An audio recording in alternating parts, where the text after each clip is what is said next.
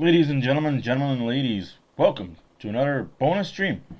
Canadians, never mind. Canadians, Carolina. It's been a day. Montreal Canadiens, Carolina tied 1-1 going into game 3 of round 3. Does home ice advantage matter? We're about to find out tonight.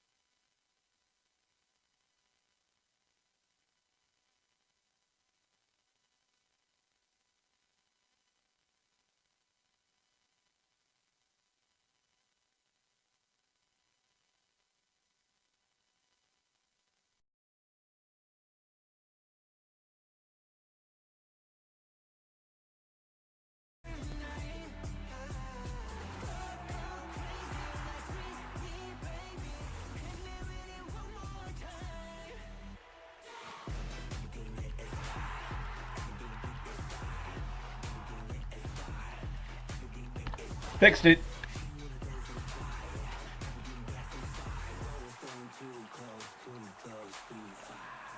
It's still to go in. Scores. Here's Caulfield.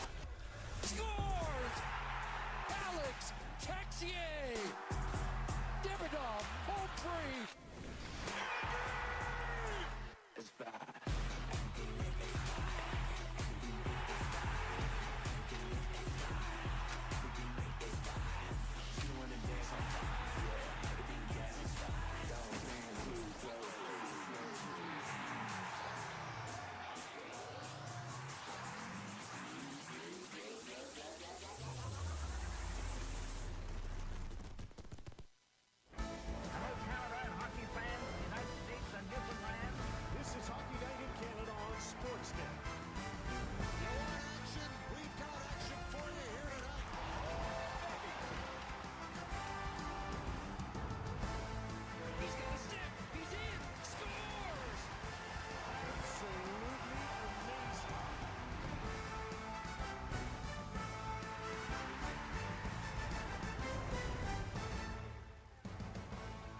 Series tied game 3 in Montreal. Thank you to South Korea's BTS, the biggest boys band in the world. Who are the boys in Montreal? Yesterday, it was 19-year-old Kimi Antonelli beating the 41-year-old legend Lewis Hamilton. Tonight, it's Jakub Gobish, 24, Freddie Anderson, 36, Jordan Stahl, 37, Juraj Slafkovsky, 22. So it's always in these cases a coming of age or a passing of the torch. Good evening. Welcome to Hockey Night in Canada. Jen, Colby, and Luke are with us, and so are David and Elliot at the rink. DA. That's right. The lights just went down here in Montreal, and this crowd is ready to go off, Elliot. Now listen, Carolina 10 games into their Stanley Cup playoff run. 9 of those 10 games have been victories. They've looked very good, specifically in Game 2, the real version of the Hurricanes. I think that's so well said, Dave, because Carolina said they will not have another game like Game 1 in the series where they made mental mistakes. They let the Canadians get behind them. That is a common refrain from them. They will not have another game like that. They raised their level in Game 2, so now it's up to the Canadians to raise their level in Game 3. And Dave, I don't know about you, but every game we're here, it just feels more and more electric. Yeah, definitely the electricity is running through this building. And one thing the Habs talked about this morning, to a man, pace. They want to keep up to the pace, the frenetic pace that we've seen from the Hurricanes throughout this series and the postseason. Gentlemen, we're going to take a short break and come right back with more of our coverage, including who carries in that torch. It's the Hurricanes and the boys who tried Wolf.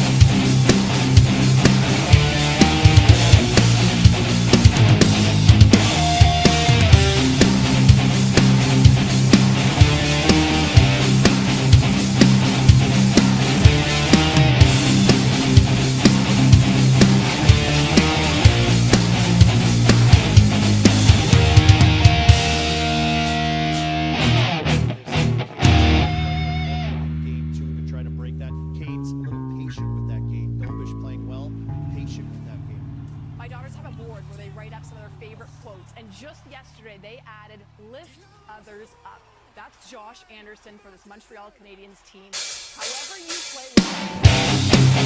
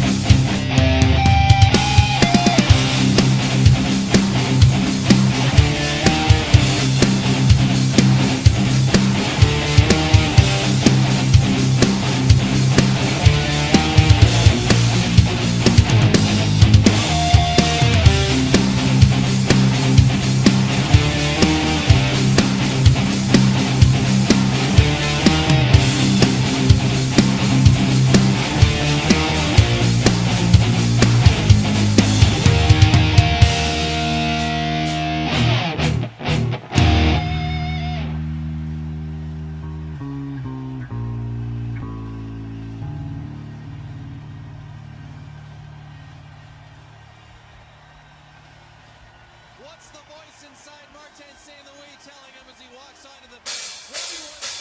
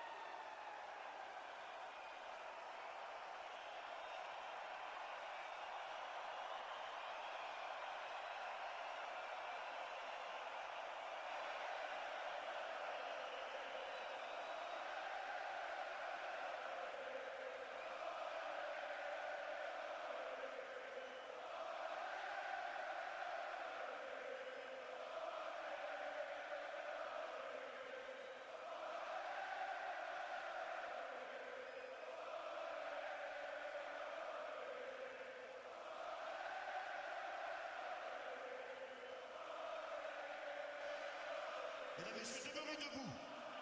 Retirez chapeaux et casquettes pour l'interprétation des hymnes nationaux par Camille Cormier-Moras, Sarah Justine, Émilie Damour et Éléonore Lagacé, avec un survol aérien des Snowbirds des Forces armées canadiennes. Ladies and gentlemen, please rise, remove your hats and caps for the national anthems performed by Camille Cormier-Moras, Sarah Justine, Émilie Damour, along with Éléonore Lagacé, with a flag passed by the Canadian Armed Forces Snowbirds.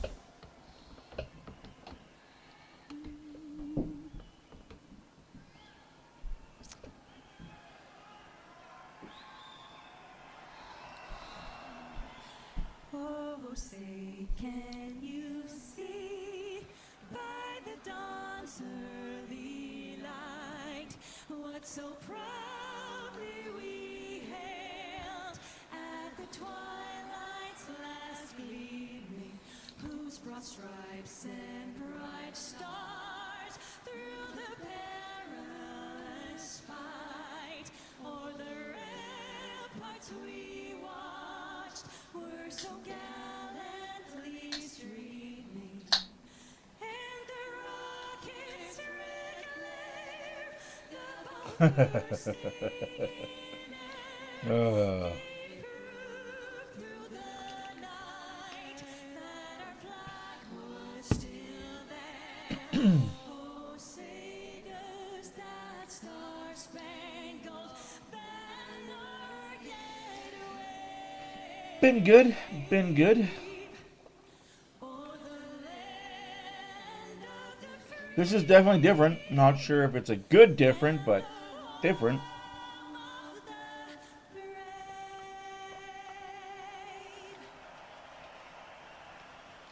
Now do it in French.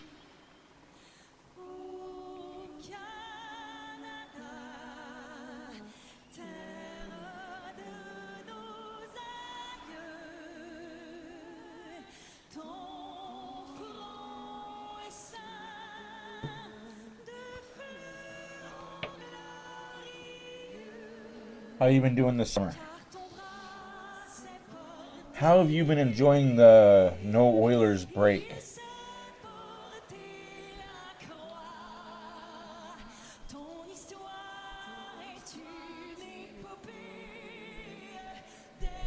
We're winning the cup next year.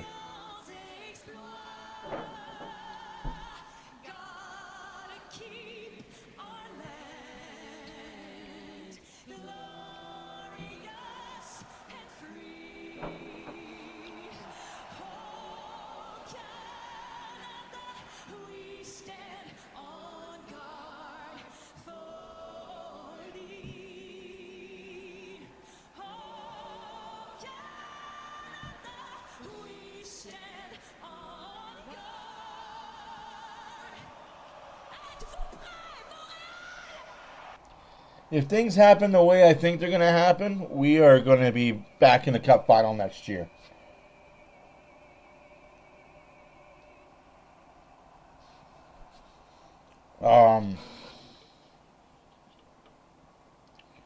If the moves that are made that need to be made, and the way that they need to be made,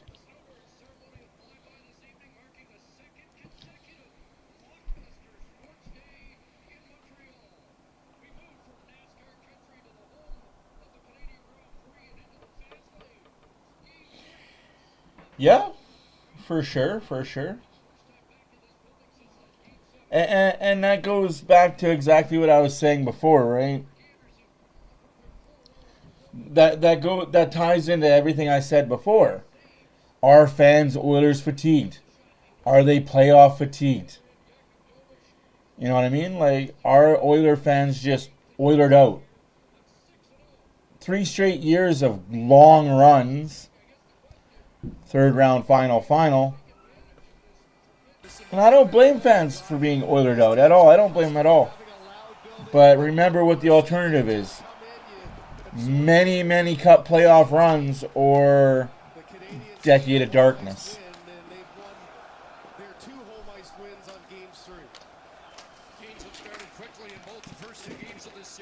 Yeah, no, you're not the only one. I know a lot of people that are just like you. I'm just a hockey fanatic. I like good hockey. And this series has been really good hockey. Play back into the Montreal zone. Alexander Carrier. Caden Gooley. First changes underway for both teams. And out comes Jordan Stahl. We expect he'll try to go head-to-head against Nick Suzuki, but Marty St. Louis counters with Jake Evans along with Ivan Demidov and Alex Newhook. Martinick on the forecheck. Gooley takes that away. Up ahead it goes toward Demidov. Kipped in by Chatfield and a shot from the point. It'll be sent across to the other side. Slavin looking for a stick in front. And now turning with the puck is Gooley. Red line and in as the Canadians again changing. It's played around. Anderson sends it to Sebastian Aho. Up at center looking for Jarvis. Chatfield follows up into Montreal ice to the hero Oilers across, and that one just missed and boomerangs back into the Carolina zone. Sean Walker up the boards for Aho. Out comes Slavkovsky along with Suzuki and Caulfield. In comes Aho. And What are your thoughts on the Oilers' next head coach, my friend? Slavkovsky deflects it deep. So far, both teams are still feeling each other out. Bad play there by Anderson. Got away with it as Caulfield could not pull the trigger. That's a guy from Montreal I've been very disappointed with so far this series. Cole Caulfield. I expected more from Caulfield. Yeah, what are your thoughts on the new Oilers' new head coach? Or should I say, next head coach for legality purposes? Says a lot about Carolina and the way that they play their lines. The bottom six get the first two opportunities to get out there. Rod Brindamore not afraid to play a four-line game. Much was made in game two, though. He did have Stahl go up against Suzuki. We saw early on Suzuki's line try to get the Aho line. But this is an interesting line for him. The Stankoven line, which was just fantastic through the first two rounds, has basically been invisible here in games 1 and 2. I'm sure Brindamore looking for that. Oh no, I'm sorry to hear that. They had just 2 shots on goal. Sorry to hear about the death and the passing. He does not like that call. It's never a good thing to hear. There, now I'm more center. Center more. Marty St. Louis defensive zone face-off with 2 centers on the ice as that bounces back to the Carolina line, and here comes Jackson Blake. He looks ripped wide. Taylor Hall trying to come up with that. Hall might be a target after he had a big hit late in the game on Clayton Hudson. A shot that hit a leg as Hall has a look from the slot. Here's Blake trying to twist away from Carrier. Hands it off to Hall. Back towards Blake. That's cut off by Carrier. 2 shots to nothing for Carolina. Still only 3 minutes into the first period. So 17 minutes left to go in the first period. Takes it around. It goes for Josh Anderson, who had 2 goals in game 2 for Montreal. Stankoven back in, and a shot by Nikishin turned into the corner by Gobish. Up ahead it goes off Robinson. Anderson a bouncing puck, and Joe Valeno's in the line. Can't really say happy when it's a day to remember those that gave all. So yes, hope you guys are enjoying Memorial Day. Had fans worried as he limped off after game 2. Despite his size, a bit of an Iron Man, he has not missed a game in his first 2 years. Big hit there. Crashing in was Kirby Doc. It's not going to be Craig Berube. Back to the Montreal line. A lead feed for Valeno. Swings it onto the It's not going to be Craig Berube. He didn't do it for Toronto. It would be a mistake that we fired Knobloch for Craig Berube. It's either, and I'm honestly saying this as somebody who has been talking to people, it is either going to be Bruce Cassidy or Peter Laviolette.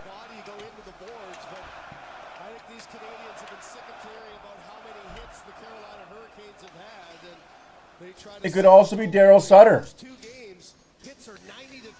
before Craig Berube. Back on home ice, you got the crowd going. It's one of your early shifts, and just look for an opportunity to make it. And you can see the little hit the hips there of Slavin, and gets the worse for wear, but pops right back up. And I always found getting that early hit, or even being hit, gets you really into the game, gets your mind going, gets your body ready to play. Stankoven won that draw, plays it in behind the Montreal net. Taylor Hall gets on it, feeds the point, turned into the corner there by Dobish. Newhook battles for the puck. Hudson there, flips it along the boards. Keandre Miller towards Stankoven. He's cut off by Evans. And now Lane Hudson will take control. Swings it back to Matheson as he heads off. I'm just saying, what has Craig Berube done besides 1 year winning the Cup in St. Louis, which they got completely lucky to do?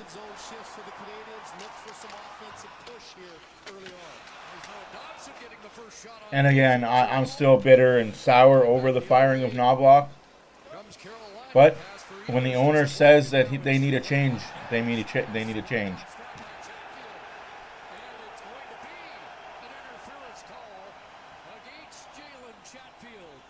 And I can't even say owner, because there's more than one.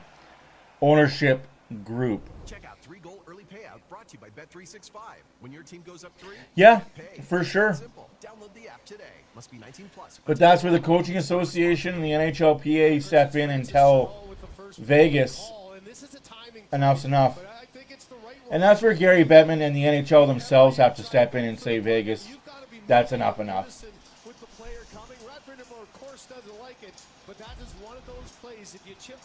Power play coming up from Montreal. And give up the lane if you don't have an angle.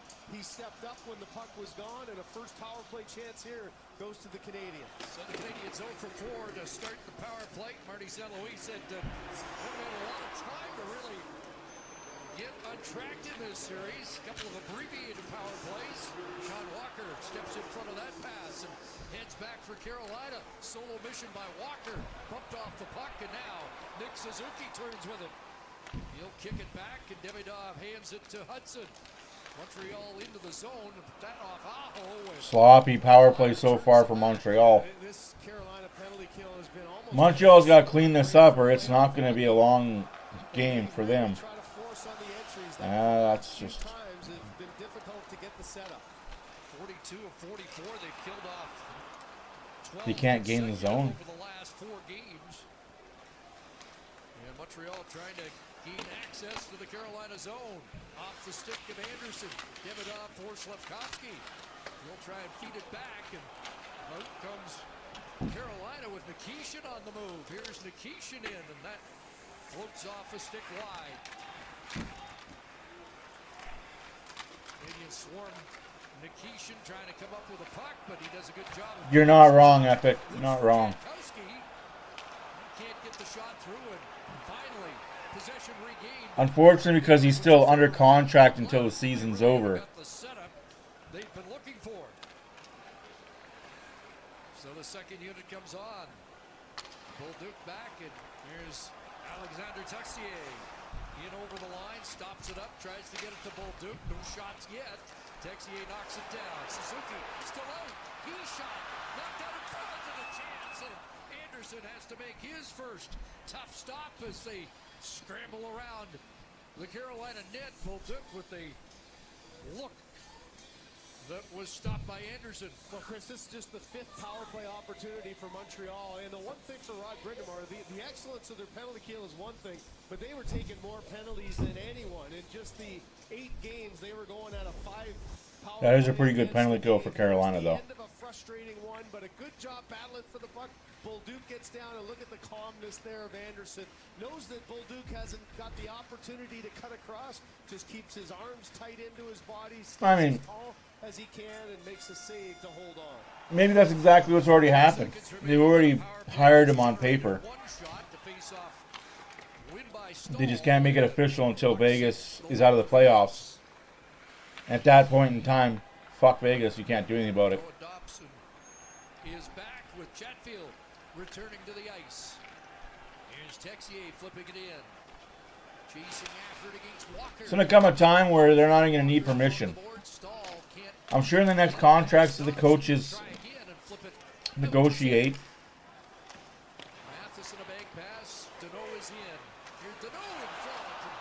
they're going to say, once I'm fired, you no longer need permission to talk to me.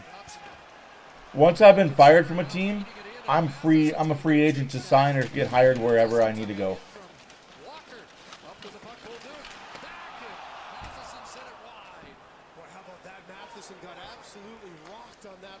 But that would mean that their contracts wouldn't be guaranteed, right?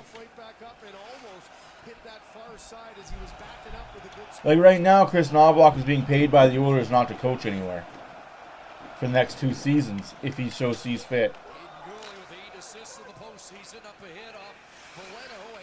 12 minutes left to go in the first period. Coaching contracts are guaranteed money. Pretty good gig, eh? You're hired to be fired, but once you sign that contract, you're getting paid for the duration of it. Into Montreal territory, and a hot shot deflects high and out. Well, head coach Rod Brindamore defended Jacob Slavin's first game. He was -4, never seen him play like that. That's what you're used to seeing. Great hand-eye. Because they still technically, until the season is over, they still technically are, he's still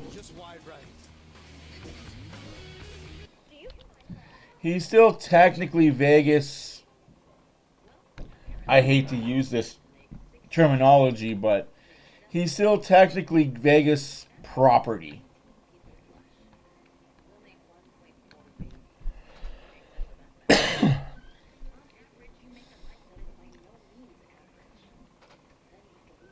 That's behind the scenes of everything. Every team has to go to the team that's still paying him for that season.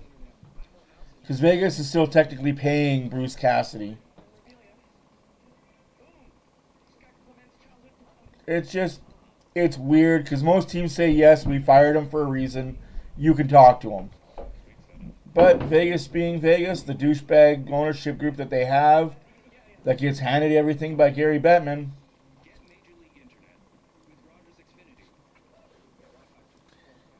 they play by a different set of rules.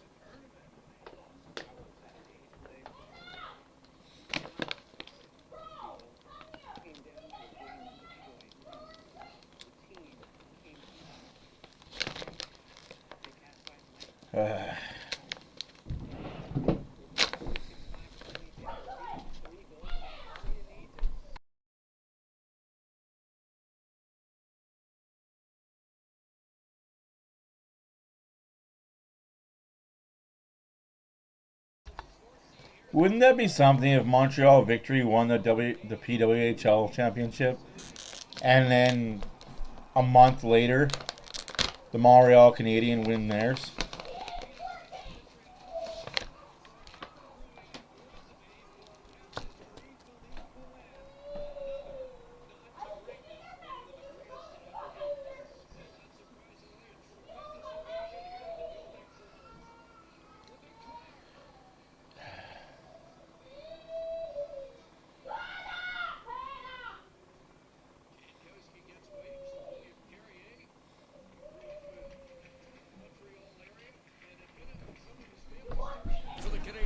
Here's a chance, and that knocked down in front. Bouncing to Nikishin, fired it right on.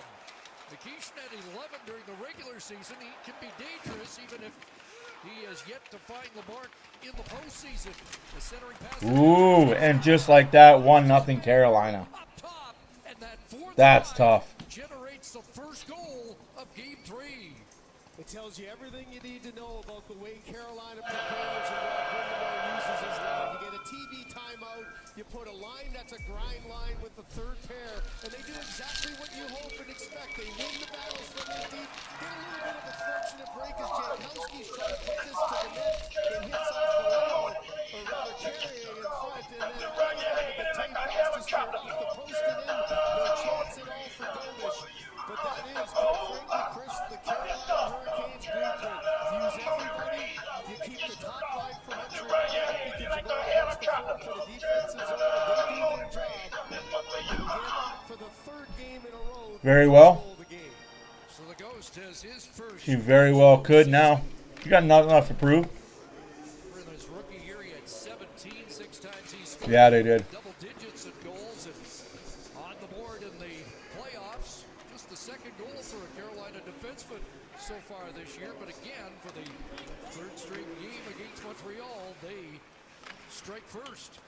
Well, and how about it's that line, too, for Robinson. And that'll be icing against Montreal. So your fourth line, all of a sudden, Sloppy play turns into a goal halfway through the first period. Shots are 5-2 Carolina. Scores 1-0 for Carolina. Great job of Carrier bringing 2 guys in, but there's just the stick of Doc in front as Jankowski, the 277's trying to go at it, and Gostisbehere sneaking in there. He's got those offensive instincts. So another face-off in Montreal territory. 8:24 time of the goal. Gostisbehere from Jankowski and Robinson. Robinson with points in each game in the series, and Jankowski now with 3 assists in the last 4 regulation periods. A pass for Newhook, trying to catch up to that against Chatfield. Shoulder to shoulder. Chatfield wins that battle.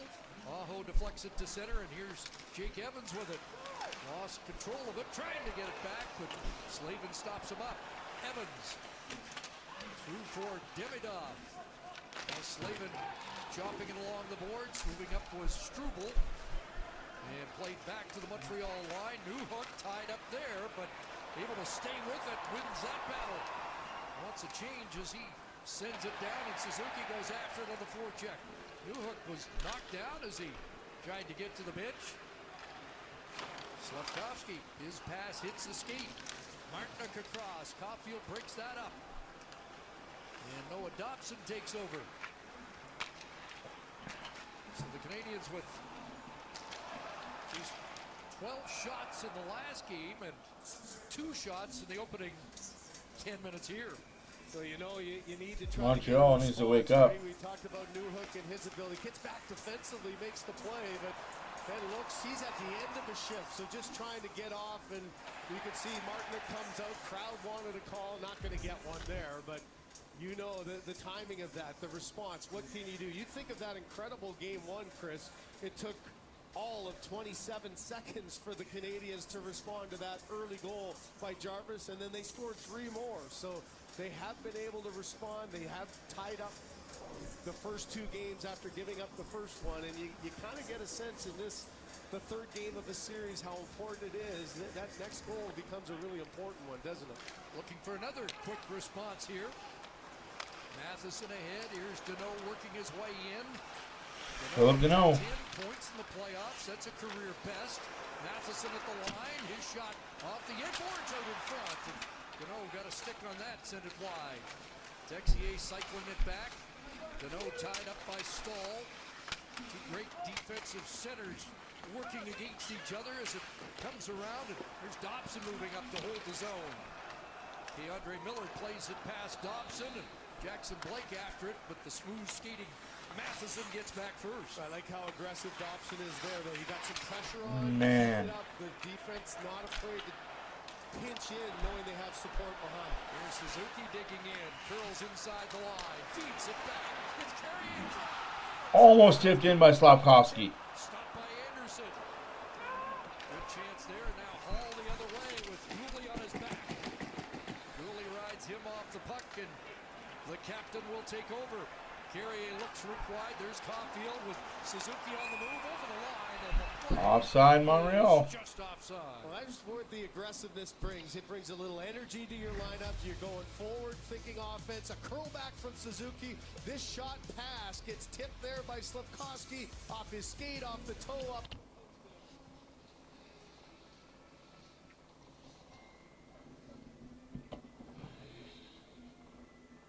Invest in what you're really invested in. With custom goals and personalized advice from Scotia Smart Investor. Scotiabank. You're richer than you think. Chevy Silverado. And a family weekend.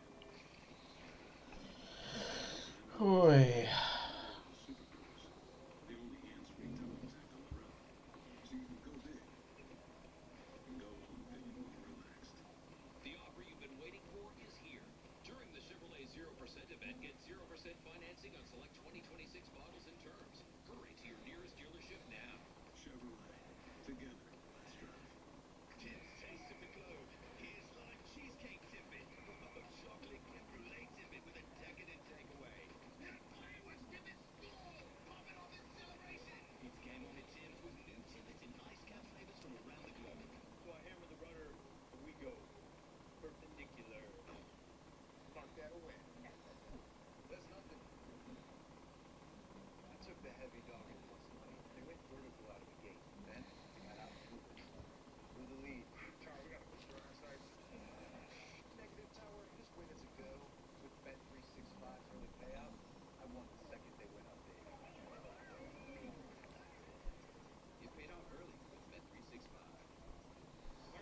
So stupid. 3 of the last 4 Carolina goals. He comes from championship pedigree. His great uncle, Red Kelly, who was an 8-time Stanley Cup winner with Detroit and Toronto, played against Montreal in the postseason 13 times between 1949 and 67. Mark mentioned the first time he ever went into Red Kelly's office, and there's 8 Stanley Cups and a Norris Trophy. And A little awe-inspiring. yeah. Talk about wanting to be a hockey player by doing that, for sure. Of course, Red Kelly traded to Toronto, and he was a defenseman, and the Leafs traded for him to play center so they'd have an answer for Jean Beliveau. Yeah, you always, you know, you think of the original 6 and all the history, and you see it in the fans, and you see it around the arenas, but talk about matchups and grudges. You know, you're playing against the same team all the time. In the playoffs, it's a lot of matches going back and forth when there's only 6 compared to the 32 you got to deal with now. Off the draw, Carrier sends it in. Deflected along the boards, but Bolduc is there. Bolduc along You got to see more of that by Montreal, though, taking out bodies. Hitting the defenseman. You got to see more of that. So maybe the first really big save. Although we saw the tip, it got the blade of Anderson there. But this is, again, a great fourth line work. You work in the corner, get it back to the point, the quick shot through traffic. Vallejo did a nice job of helping in the corner and then try to get in the eyes of the goaltender there. That's something that, for the Canadians, they got to get more shots on, obviously, than they did with just the 12 in the overtime loss in Game 2. But you have to have that traffic in front. When they had it against the Buffalo Sabres, they had lots of success, Chris, taking away the eyes of the goaltender. Toronto played the first 6 games against Buffalo, did not play Game 7. Here's Hudson. Back, and a shot by Demidov is blocked and flipped away. Struble gets back ahead of Martinook, and now it's Martinook taking a run at Hudson, who played it ahead off the skate of Evans, but following up, it's Newhook into Carolina territory. Deep to Demidov, shoulder to shoulder with Stahl. Around it comes, and it's played past Hudson, back out to center. Whips that ahead off the glove of Martinook, and Demidov will roll it back in. Shots 5-3 Carolina, and the Hurricanes with the first. Another low shot, low energy event in the Carolina-Montreal first period. Carolina 5 shots, Montreal 3. 7 minutes left to go in the first period. They have first period goals in 10 consecutive games. Here's Slavkovsky in. And that one muffled by Chatfield. Suzuki trying to get it through to Caulfield. He is knocked out a heavy jolt there. And it was Svechnikov delivering it, and he goes to work on the offense now. Svechnikov for Aho, overskates it. Back the other way, Suzuki looking for Anderson, who was ahead of the play, and Suzuki unable to get that pass through and had to wait for Anderson to get back on side. Anderson had pulled into Slavin there and just tried to take off, didn't really realize where the puck was going to be offside. Suzuki ahead, Anderson trying to give it back to the captain. In deep against Nikishin. Around it comes, and it'll be Blake rink wide.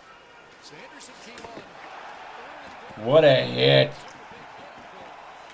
Some energy needs to be brought back into that building. That'll do it. Dished out.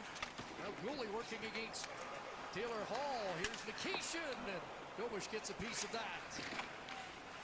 Along the boards, there's a hit by Suzuki. Hall's shot doesn't get through. Slavkovsky unable to come up with it. It's Nikishin again, gloved and held by Dobush. Check out 3-goal. Anderson would be a beautiful Oiler, man. Your team goes up 3, you get paid. It's that simple. Download the app today. He brings that pizzazz. Please play responsibly. Well, the intensity of this game, there's been a lot of hits. We've already seen an interference hit earlier. Here's another one right to the head of Caulfield there. Svechnikov. Puck was gone. No penalty there. No penalty on that one as Anderson, who got hit earlier on, coming right back at it. And Chris, you get to this third round, the all-importance of you know, who's going to take the lead. And Montreal did exactly what they needed to do going to Carolina. You get home ice back. Now it's a best of 5. And I kind of expected this to be the game for Carolina, trying to come in here and do the same. Win one on the road. The Canadians, with their struggles to win at home, this is a huge game for them, and it's been a physical one to start. Ball wins a draw, and away goes Texier. DeAndre Miller back to don't try to follow up. Montreal's got to get back to work. Back to working the puck down low, using the body, hitting the body, just like this shift. Get it down low, work the cycle in the corner, back behind net, in front goal.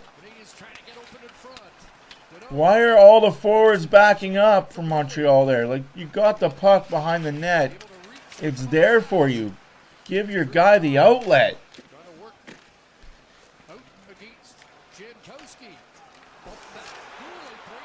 Oh, a broken stick. That is so unfortunate for the Montreal Canadiens. Tied up there by Doc and fished out by Miller.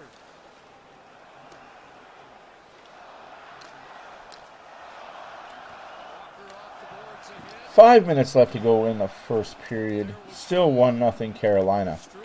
Shots are 6-3 for Carolina. Martinick trying to pick his pocket. Bounces to the near side. Martinick and a reverse hit there by Struble. Worked loose and in behind the net. A centering pass for Stahl picked off. Newhook trying to get away. Working against Nikishin. And Nikishin comes back to regain possession for the Canes. Evans steals the puck. Gets it to Demidov. Here's a chance. Scores! Matheson ties the game at 1. Like I said, that behind the net play, it's there. It's available. Take it. Tie hockey game.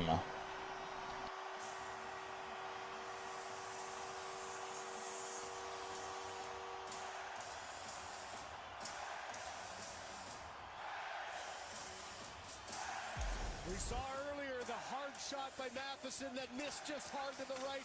Great work down low by Evans, and then Demidov, tape to tape. Lets your instincts take over. No hesitation. Watch how quickly gets it set. Quick little wrister up and over the glove, between the glove and the head. Look at how little room there was for him to hit there, and he did exactly that. Quick release. Lots on that one. Matheson. Sometimes it's just that quick. Sometimes you call plays like that. I said that's what Montreal was looking for. A couple plays earlier. Oh, don't give it a... Don't do that, though. Work the cycle, go back down behind the net, and work the puck up to the slot. It's amazing how easy and effective that simple play is. It's so simple. We use it a lot in my coaching days. That's the play I use with the little kids. It's simple, it's effective, and it works.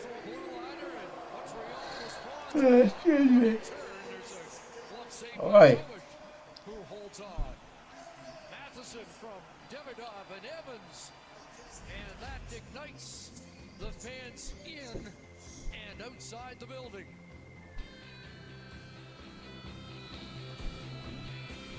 Looks like there's an Oiler jersey or two in that crowd. Wow. They're everywhere. At the game. With free tickets from Scotia Perks. Scotiabank. You're richer than you think.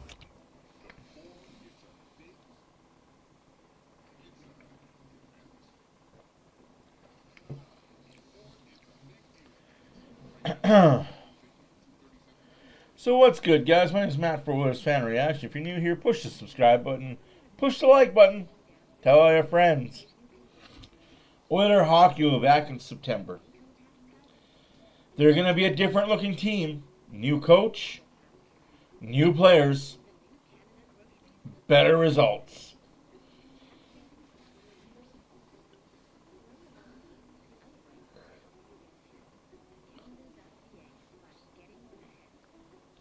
As far as the Oilers are concerned, everything I've been hearing, we're going to re-sign 1, maybe 2 of our unrestricted free agents.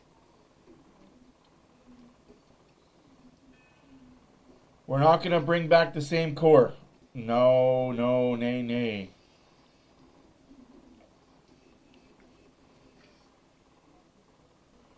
Unlike years past, if you were free, unrestricted free agent, we gave you the bag. It's not happening this year. Sorry, Dickinson. Sorry, Henrique. Roslovic Kapanen. Apologize to you guys, but you're not getting that 4-year term at $5 million per year.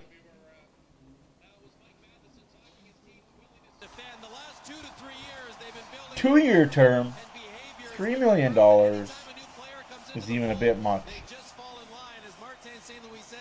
It's almost hard to describe, but you know when you have it. It's Matheson that had the response for Canadians here in the first place.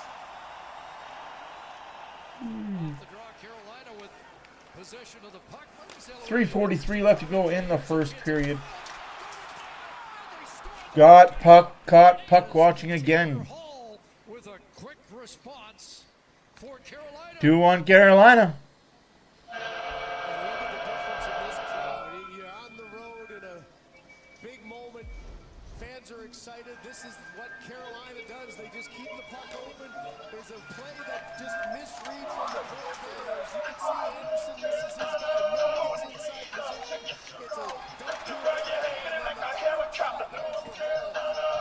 Source mentioned before, this line has not had many chances at all after having a great first 2 rounds. And it's Taylor Hall on the doorstep. Not one step twice, but the third time able to chip it past David. But it's Miller coming in from the point and beating Anderson's coverage that made that possible. Taylor Hall has Just like that, it's 2-1 Carolina. 3:30 left to go in the second period. Sorry, first period. after the Matheson goal that had equalized for the Canadians. The Hurricanes. That was just a hard-fought battle in front of the net by Taylor Hall. Hard-fought battle ended up being a really good goal for him. And the whistle called. Coach Eric and Tammy may have their fumbles, but they always work like a team. Join Team Taylor on Friday Night Lights. Stream now on CBC Gem. Well, for Taylor Hall, he had net points in 2 after points in 7 of the first 8 games, and he's been really rejuvenated here in Carolina. Yep, it is the Carolina goal song. The first 2 games, not really getting much, but he's on the board here.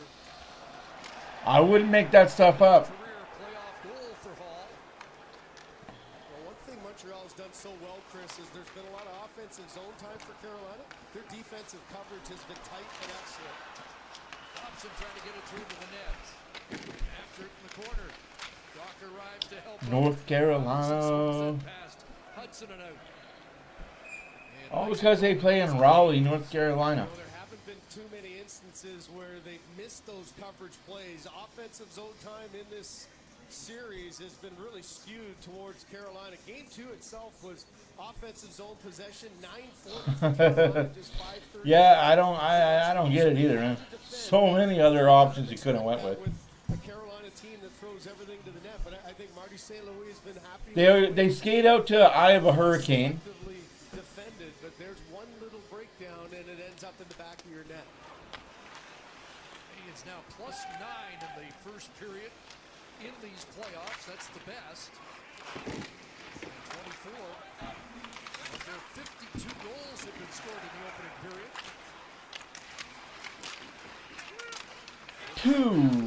2:25 left to go in the first period. Shots 9-5 for Carolina. Scores 2-1 for Carolina. All board battles. Suzuki on the inside of it. The puck comes free for Walker. John Walker to the short side. The rebound here for Stahl. Matheson's lost his stick. It comes across. Excuse me. Edmonton is sounding like they're going to have a new arena, name, new coach, Traffic in front. I think it went off the back of Carrier. new goal song. Stahl on it. Everything's going to be new in the upcoming season for the Edmonton Oilers. Giving his stick to the defenseman Matheson, and that puck. Hopefully new defensive attitude as well. Defense is digging in after you break your stick, grab somebody else's. Matheson, that is just one heck of a hard work shift. And that is why Rod Brindamore has that line together. Martinook is a big body. He battles to the front of the net. Stahl, in his 20th year, just has had a great playoff as well. And he protects the puck so well. He's a big physical body. And then You've got the game breaker in Oilers, and that combination of those three put together earlier in the year have really come together to be a tough line to play against. And the regular season games played just under 3,000 combined, 2,956. Here's Newhook trying to charge after a puck deep in the Carolina zone. Around it goes. It gets by Hudson and back the other way. Carolina might have a break. It's Svechnikov. Nice save by Dobis. Needed that with a minute and a half left to go in the period. If Carolina gets one more, that might be it. That could be curtains.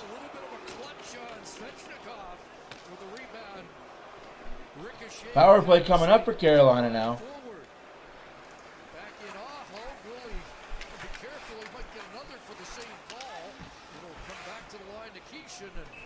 Montreal touch up. Well, I mentioned how aggressive the D have been for the Canadians, jumping in and pinching in, and this is the end result of a heck of a save by Dobish. But Hudson had chipped in and tried to pinch in the offensive zone. Now you're compounding the problem. Carolina's just faster right now. Cooley lost his footing for a split second, couldn't block him out, and ends up getting the little tug.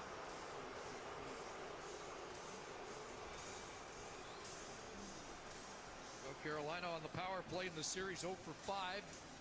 3 for 21 on the road and operating at under 12% in the playoffs so far. Yeah, they were the 4th best in the regular season, 24.9, so a big drop off in the playoffs. Nice save again by Dobish. 1 minute remaining in the first period. 1 minute remaining in the first period. Down the zone it goes.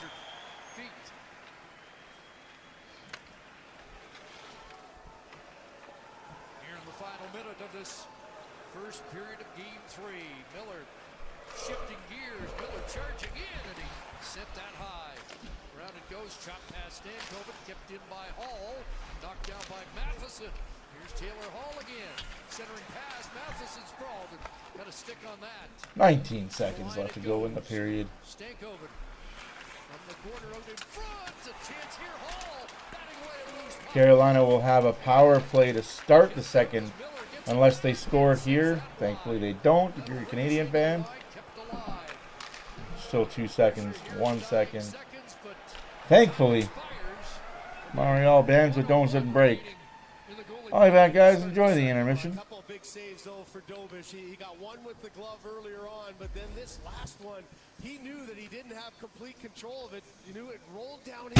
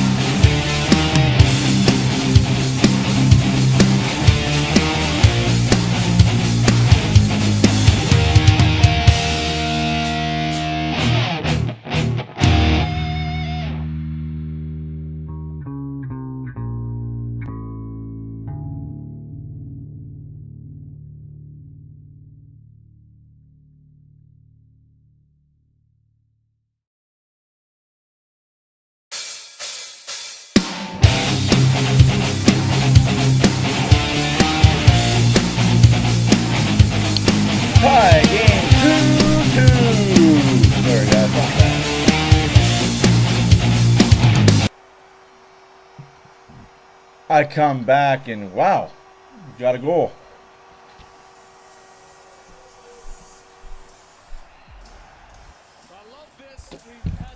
I don't know where you guys keep hearing Berube, and I'm not saying you, I'm saying everyone in general. Berube's not going to be the Oilers' next head coach. And he's not getting paid more than what we just paid the other guy.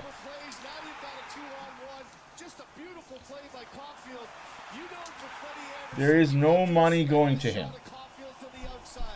He made it look like he was going to shoot for a second. That froze Anderson, and a little tap-in pass across, and Hudson is on the board, and we've got a 2-2 game. It's Lane Hudson's third of the postseason, and his first in 14 games. Here comes Demidov in behind the net, and now Evans trying to get it back. Honestly, if Berube is the Oilers' next head coach, I may not cheer for this team anymore. I know that sounds a little drastic, but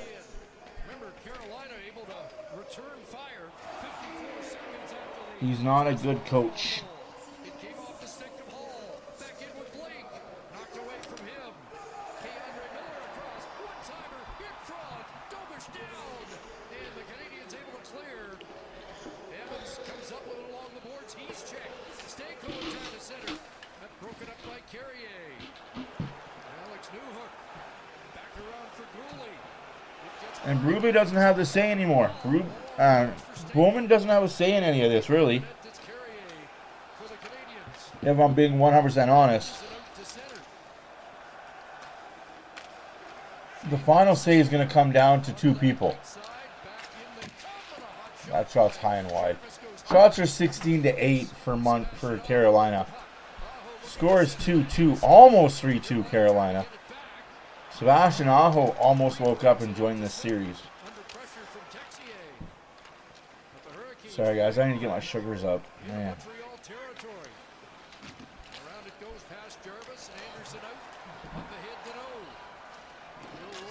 Oh.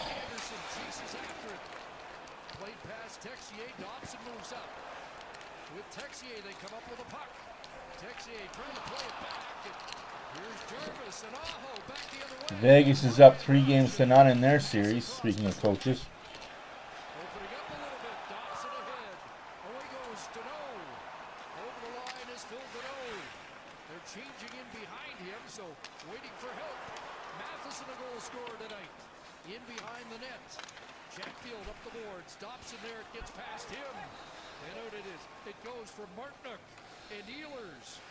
Ehlers looks across.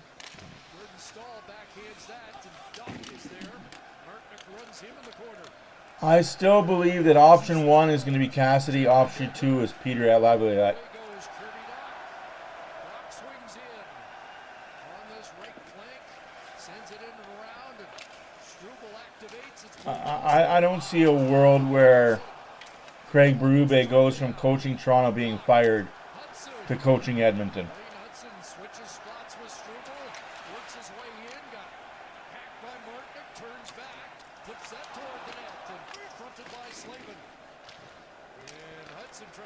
Unless it's on a 1-year, very minimum contract. Back in, Slavkovsky can't charge through against 3 Hurricanes.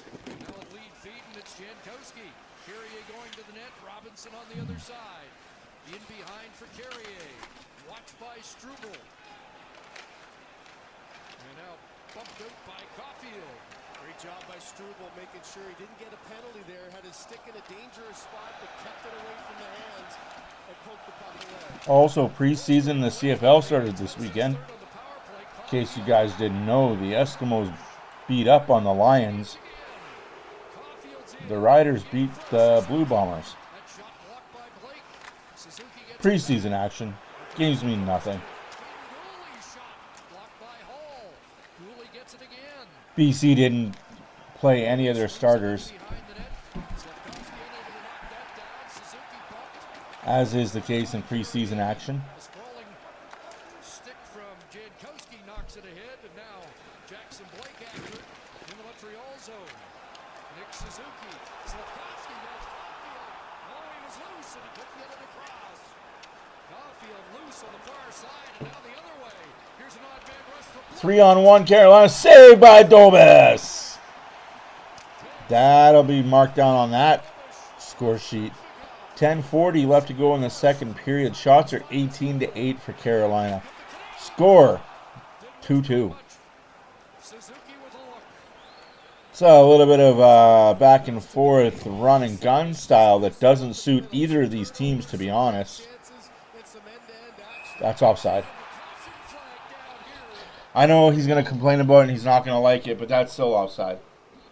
He did not have full control of it. Well, just continuous play, chances at each end, a drop back, flake to the side, just a blocker save there by Dobas. Now again, if you guys watched any of the Vegas game last night, Colorado has every right to be upset, even still today. They have every right to be upset by the way that game was handled.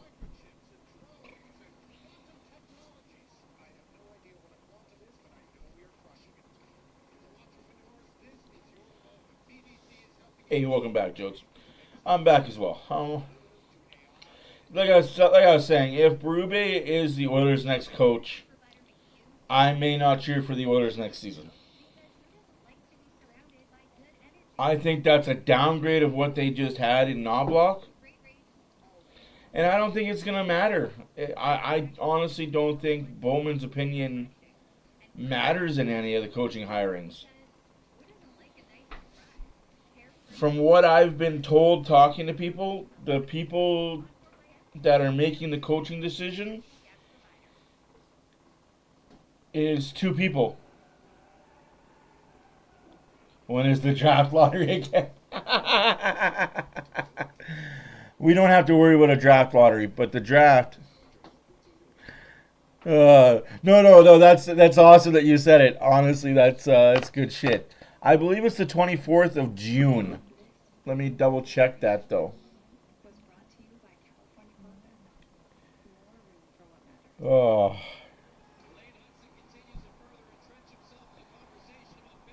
Sorry, the 26th. Friday the 26th of June.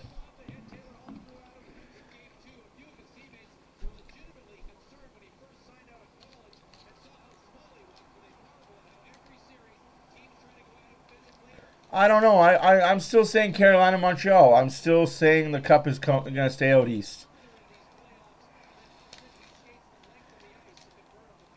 I think there's too many things working against the Vegas Golden Knights. And the league is trying very hard not to have those narratives come out. But everything comes to light in the finals.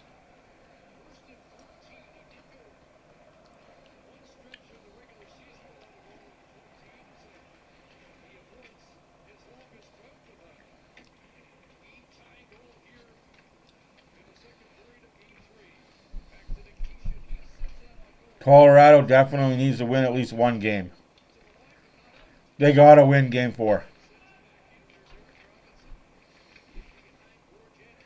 Otherwise, everything I've said about Colorado all year becomes true.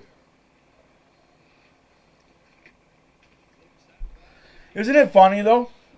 Isn't it funny that a team that is in the worst division of the league is going to be the team that knocks Colorado out of the playoffs? The pillow fight division, the weakest division in the NHL, is going to be represented for the 4th straight time in the Western Conference. Sorry, 5th straight time of the Western Conference.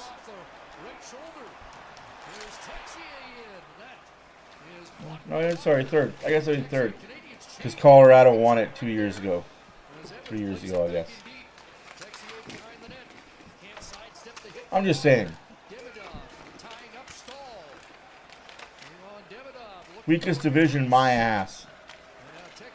Heads off. Could be a break here for Carolina. Walker over the line. Stops it up. Hurricanes wanted to change too. Svechnikov's come on. Referee just got smashed. Yeah, that is the last day of school, isn't it? It's Friday the 24th. Cuts to the inside. Sends it across.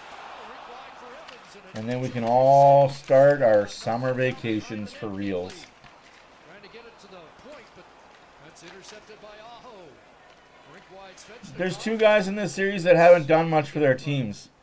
Aho for Carolina, Caulfield for Montreal. A little uncomfortable there for Dobish. Watch how he makes himself a little bit taller, gets it right on the shoulder blade there on the cap. Gives a little bit of a rub, but another good save.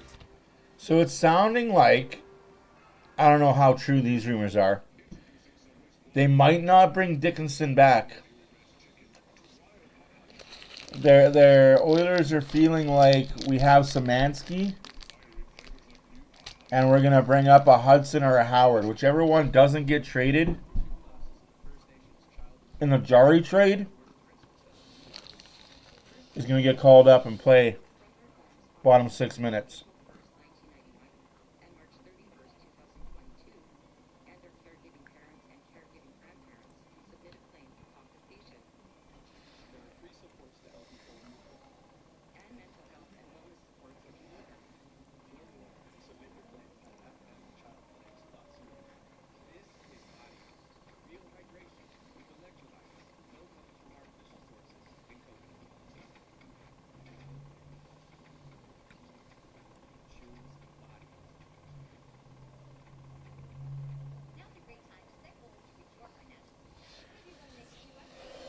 Oi.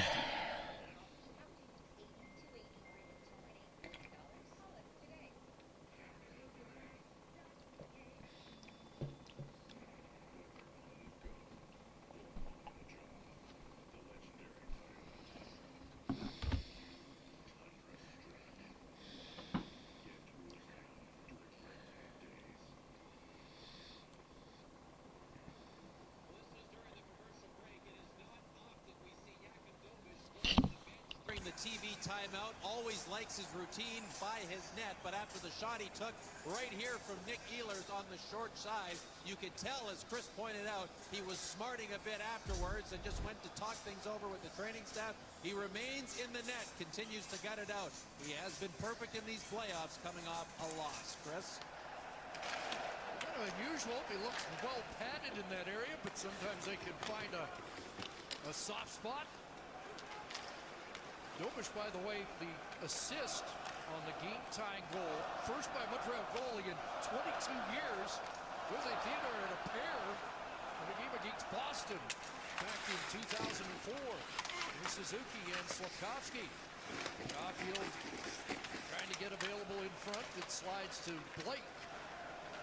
Back across and out at center where Matheson knocks his man down. Chance for Jackson Blake in. And Dobish out to... Good save there. Look how far from the net. And no, that's... No, don't. Podkolzner Savoy isn't going anywhere.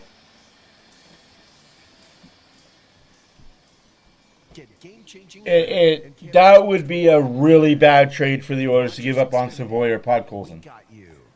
Just to get Jari's contract off the books. Read here for Dobish, and how aggressive can you be? You see, Paul falls, there's a rolling puck, but he anticipates. Look at how far he slid out, but he's in a really good spot to keep that short side. I think they'd rather just put Jari in the AHL than lose a Savoy or Podkolzner. No, that's why you put in Hudson or Howard as the sweetener, along with the pick. You don't send a Savoy or Podkolzner. You do that, you're pretty much waving the white flag on.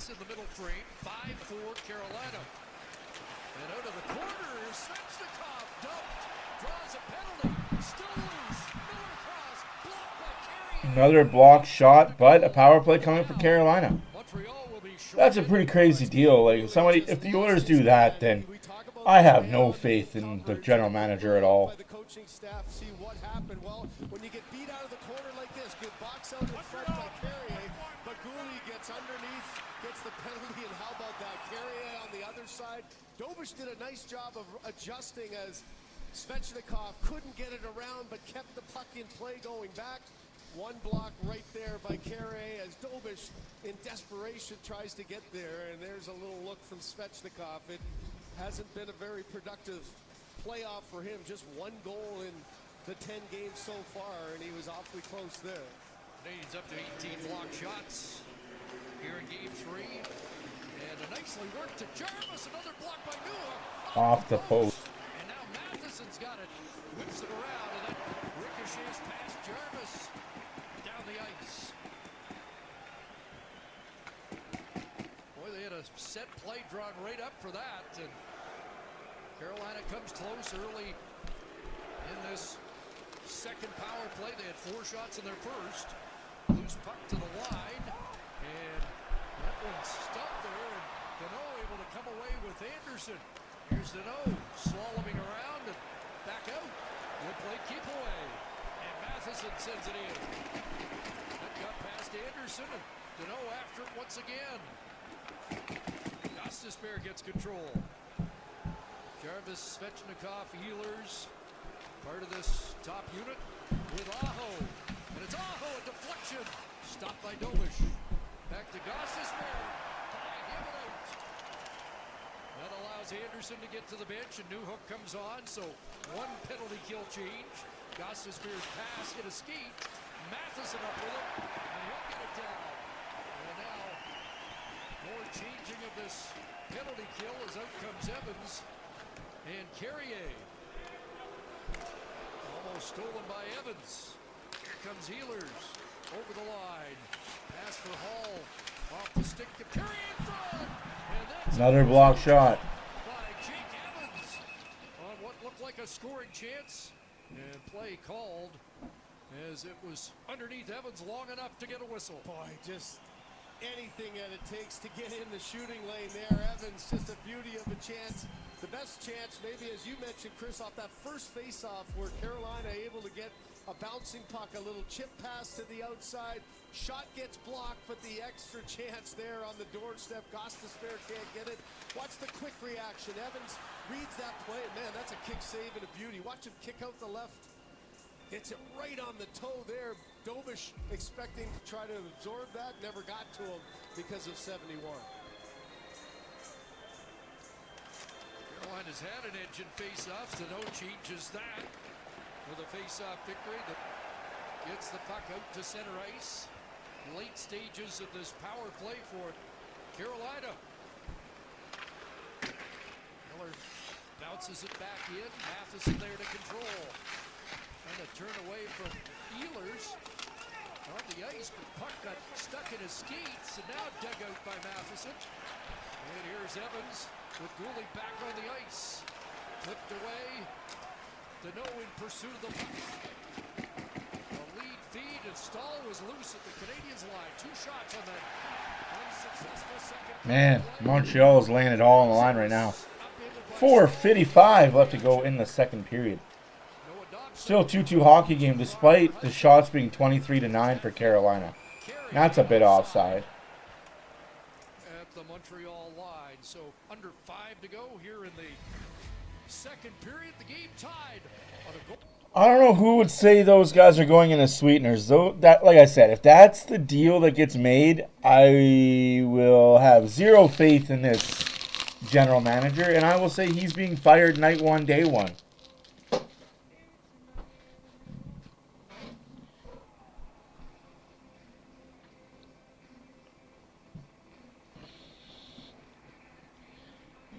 You can't get rid of a Podkolzin or Savoy and expect your fan base and your locker room to be happy.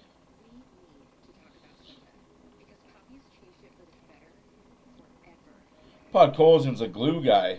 Savoy has done everything he's been asked to do.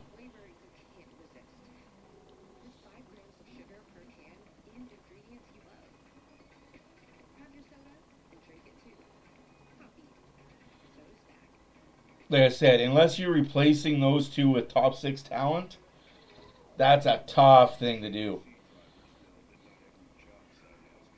Because Savoy is a top 6 forward. So is Podkolzin.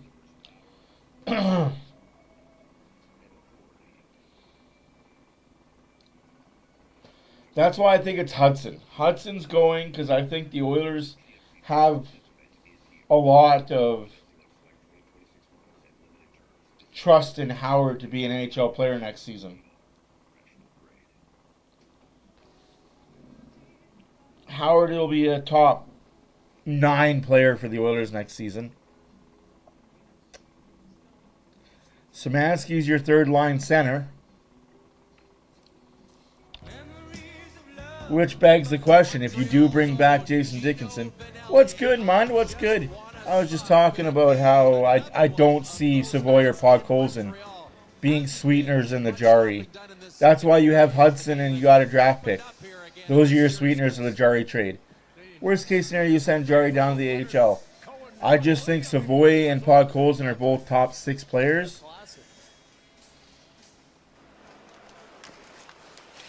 I don't even think it's Bowman. Like I don't think he's as bad as you think he is. He's not as arrogant. I know in interviews he comes off that way.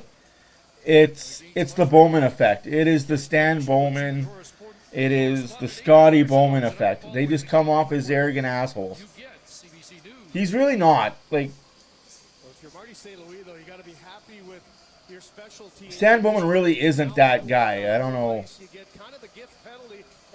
He gets a bad rap, I guess. And then a really important penalty kill just finished there. Chris, that was a 2-minute plus shift by Mike Matheson on that penalty kill, and he made about 4 or 5. Yeah, if they can't find a trade, he's going to the AHL. Yeah. To avoid any chance of Carolina taking the lead. Good news is you can trade Nurse without giving any sweeteners up. That's the good news. You can get a 1-for-1 with Nurse and not have to give up any sweeteners. I've never talked to Jackson. I haven't met Jackson or had a conversation with him. So I can't speak to his character. No, absolutely, Renegade. Absolutely. I can tell you for 100% certainty that he has a month and a half. We got to do a job of just surviving. Like when those shifts aren't getting stacked. No money's being retained. We've done a pretty good job of surviving that until we can try to turn it around again. No money is being retained in any Nurse trade. I'm not allowed to discuss who's taking him.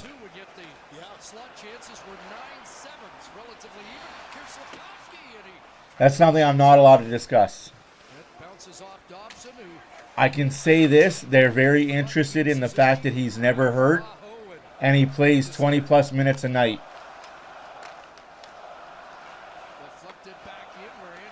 And they don't care about the AAV.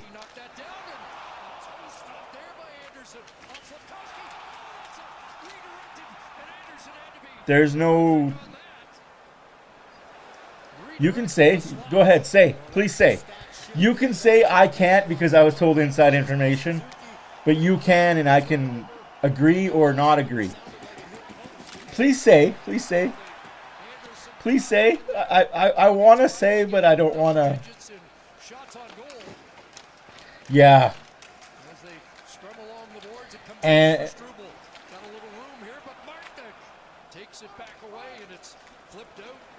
I don't think they are going to be. What a save by Dobich again. I don't think we are going to be going in draft day and free agency with these scouts. And I don't think it's going to matter.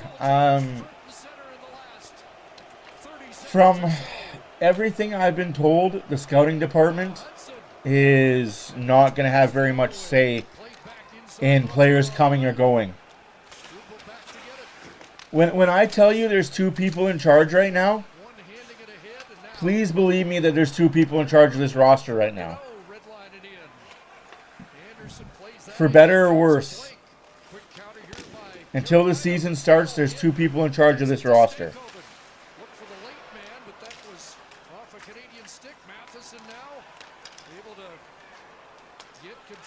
I'm only allowed to say one name. I'm not allowed to say the other one. I'm allowed to say one name. Daryl Cates himself is going to be very hands-on at the trade day, at draft day. Nurse is gone. Like there's no walking that back. There's no money. Okay, here's the beauty part about the Nurse trade. I don't understand that mentality either because he's not. And there's any question, it just Walker took that puck with the intention of just whatever happened. it doesn't fill you with much confidence that the owner is more hands-on right now. To make a start. How about the action back and forth? Jodes, if I told you who his partner is, would you feel better? Would you feel better if I told you who the partner is, helping Daryl Cates out? Just so close in front. Caulfield gets off the toe and back.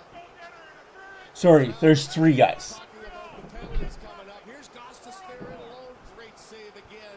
Dobish sliding to his left, able to keep. And It might. Walker was doing to the net no matter what. Didn't try to let up. Taylor Hall doing Taylor Hall things. That's good to see that. Oh, that wasn't Taylor Hall. I thought I saw 7-1. That was 16.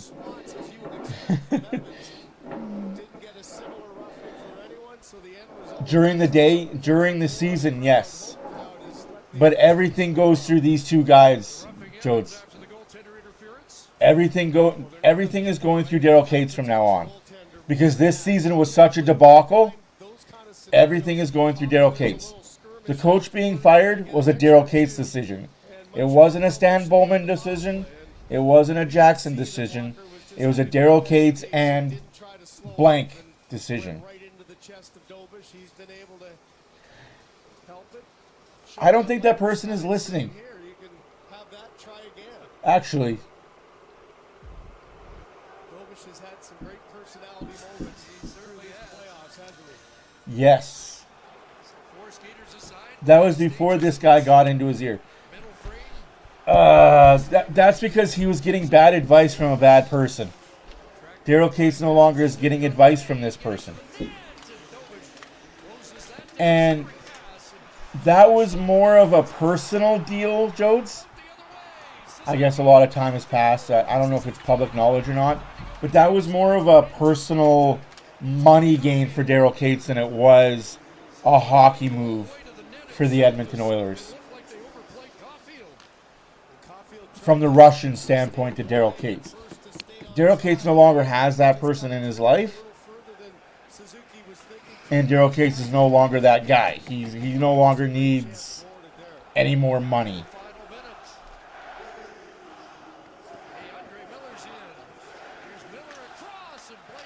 They do, Renegade. Renegade, they do. They do have those they do have those goalies coming up in the system.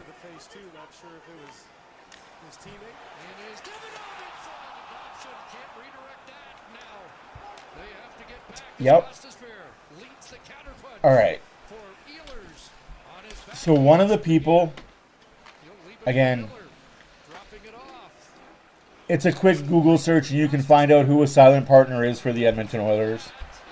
He's not so silent anymore in recent years. If you look up the words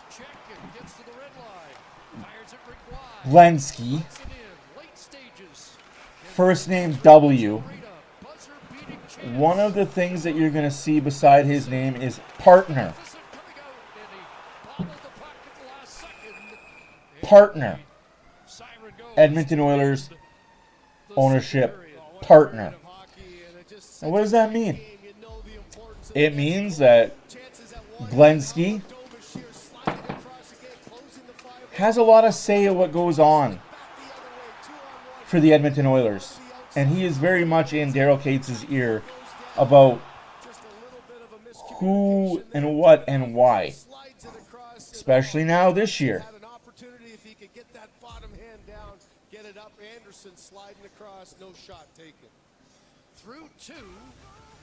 Very well, actually. He ran the Coyotes the exact way he was told how to run the Coyotes. Because he wasn't just owner of the Coyotes. You got to remember, he never wanted to be the owner of the Arizona Coyotes, Jodes. He wanted to be the GM. He never wanted to be the coach. He just wanted to be the GM. But Gary Bettman told him he had no choice but to be the owner and GM. And then they were doing so bad, he had to be the coach. He didn't want to be. I will say that with my full chest. Wayne Gretzky never wanted to be more than the GM of the Coyotes. the Phoenix Coyotes, he only wanted to be a GM. Due to circumstances of Gary promising a lot of things, he became the owner of the Arizona Coyotes.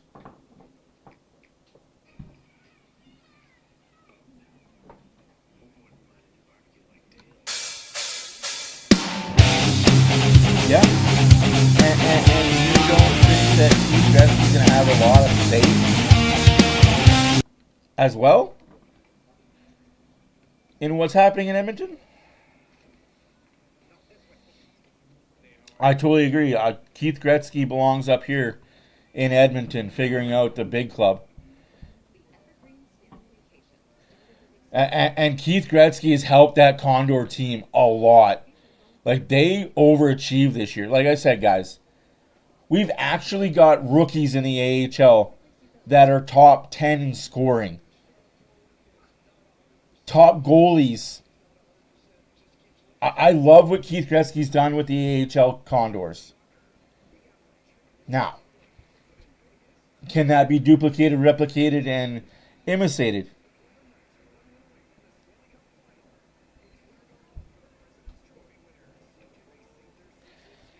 So, I think that draft day, this Oilers team is going to take a big swing. It sucks for Darnell Nurse, but that's just the casualties of what it is. And again, we can sit here and complain about Darnell Nurse's AAV and his lack of play at times, but some teams don't care about the $9 million, because Darnell Nurse, if you look at Darnell Nurse as a whole, as the whole hockey player, what does he do better than most hockey players?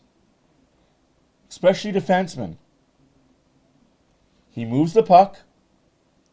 He's physical. He plays 20 plus minutes a night. He's a penalty killer. He's a power play. And he's an Iron Man. He doesn't get hurt. There are 7 teams in the NHL looking for a defenseman named Darnell Nurse.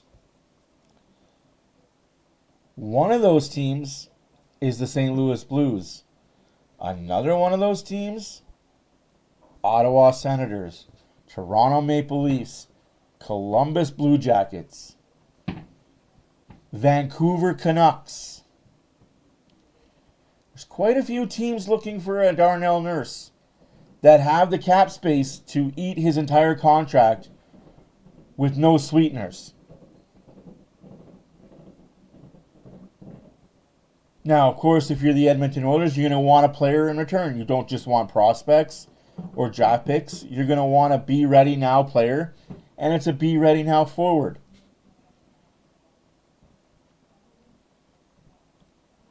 So that's what I mean, guys. There are teams out there that love Darnell Nurse. Because to us, I get it, to us Oiler fans, we look at his AAV and it's like, holy shit, you're making that much money?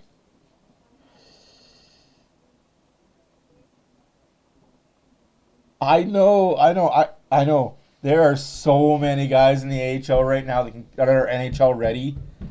Night one, day one. Preseason is going to be awesome. I'm looking forward to what this team is at preseason. Preseason is going to be awesome. Rookie camp and Young Gun. It used to be called Rookie Camp, but now it's not called Rookie Camp anymore. I don't know. I guess it's Young Gun Camp or AHL Camp. Before main camp starts, you have the young guns go out and you have rookies and stuff. Pay attention to names that are at that camp, who then transition to main camp and are final cuts or not cut based on roster needs. And yes, Oilers goaltending is definitely going to be something to keep an eye on. There's 3 or 4 goalies in the system right now that in 2 years are going to be NHL ready. But hey, I'm loving what this system and what this team has done. No longer are the cupboards bare and we're just hoping that our top guys do all the work. That's why it does suck to say goodbye to Hudson. But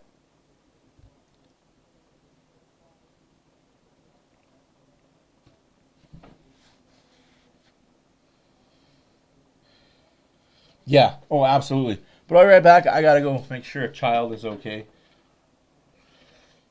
What the hell kind of drink is this? Like, Jesus.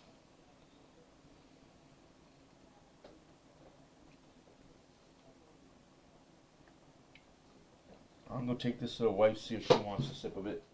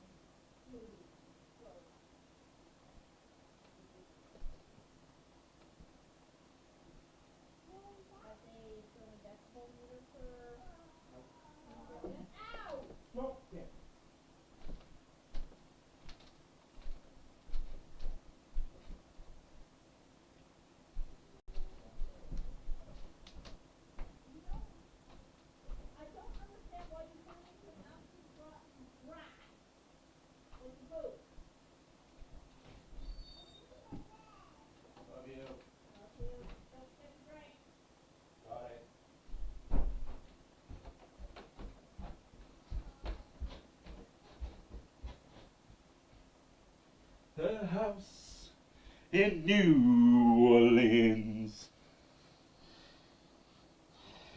You're not wrong. You're not wrong, Mund. Sometimes you gotta trust those rookies. Sometimes them rookies just... You gotta put some faith in it.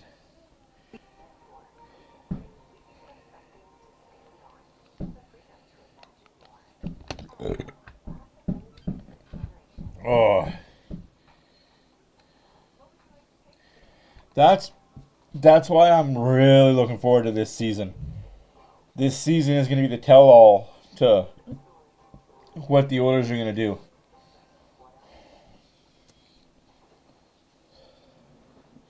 Good, bad, or indifferent.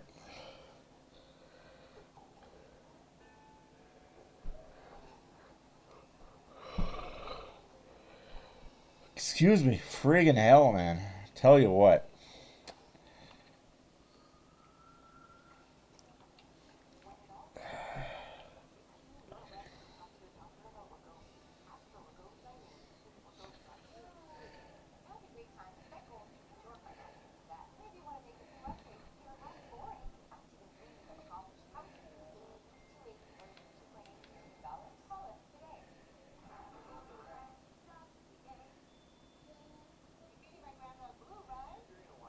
And that's going to change with the new coach they have coming in. That's why I'm okay with Bruce Cassidy or Peter Laviolette. They're going to hold McDavid and Draisaitl accountable.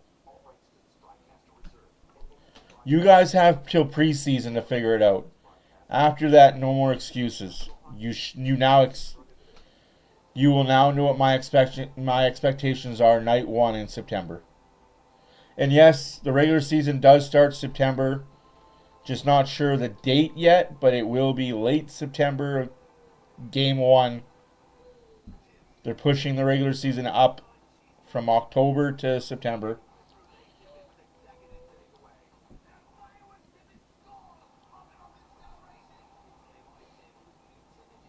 Looking forward to that very much. Wesley, I wish I was. You know what I mean? I wish I was the coach. But you see this lack of hair on my head? I'd have even less of it trying to coach professional athletes.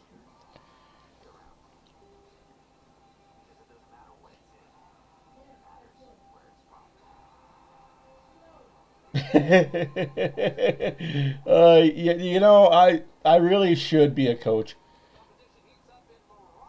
You're not wrong. You are not wrong. I'd be that guy. Like, I don't know if you guys remember an old coach in Montreal, Jacques Lemaire.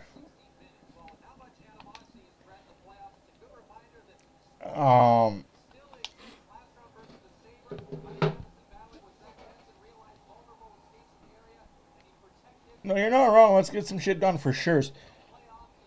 He would stand.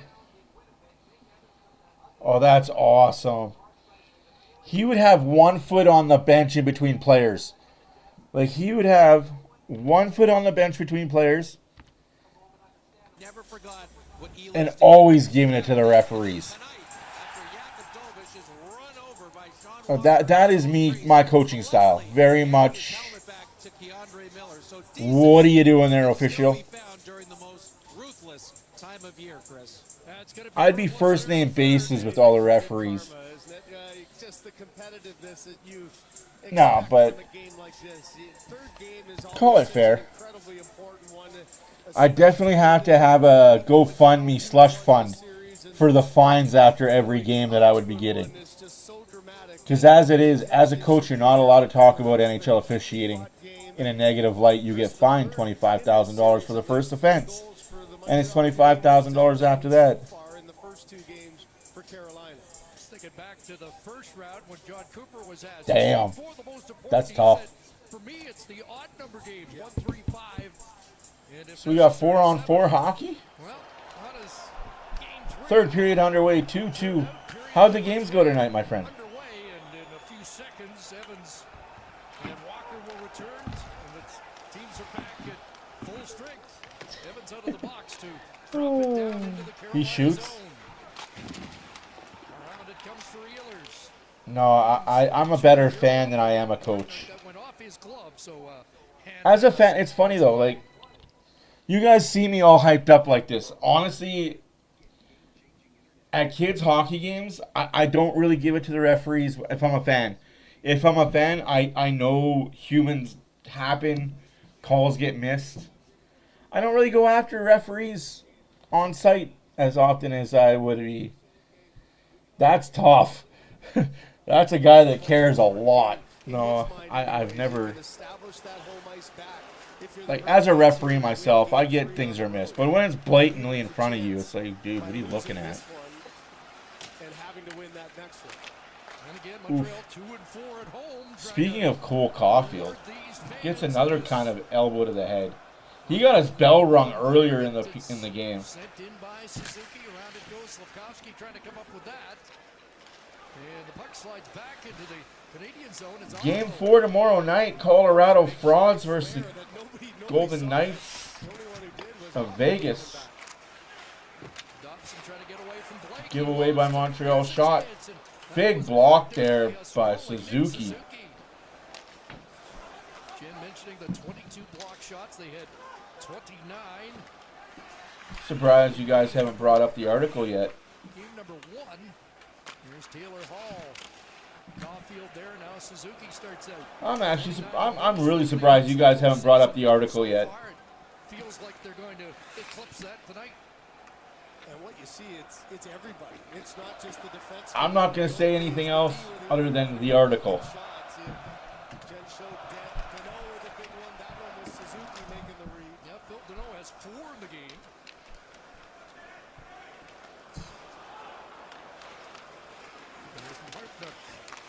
His pass picked off by Anderson. Oh, jeez.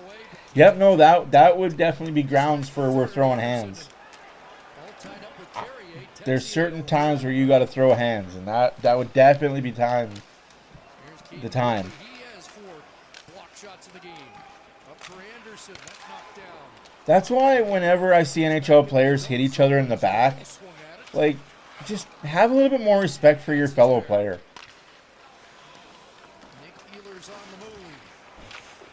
Play tough, play rough, hit him hard, hit him illegally sometimes, but never hit him in the back. Like, that is, you could end someone's career by hitting in the back. Oh. Yeah, sometimes, man, you just... Sometimes you had enough, right? Like, just sometimes...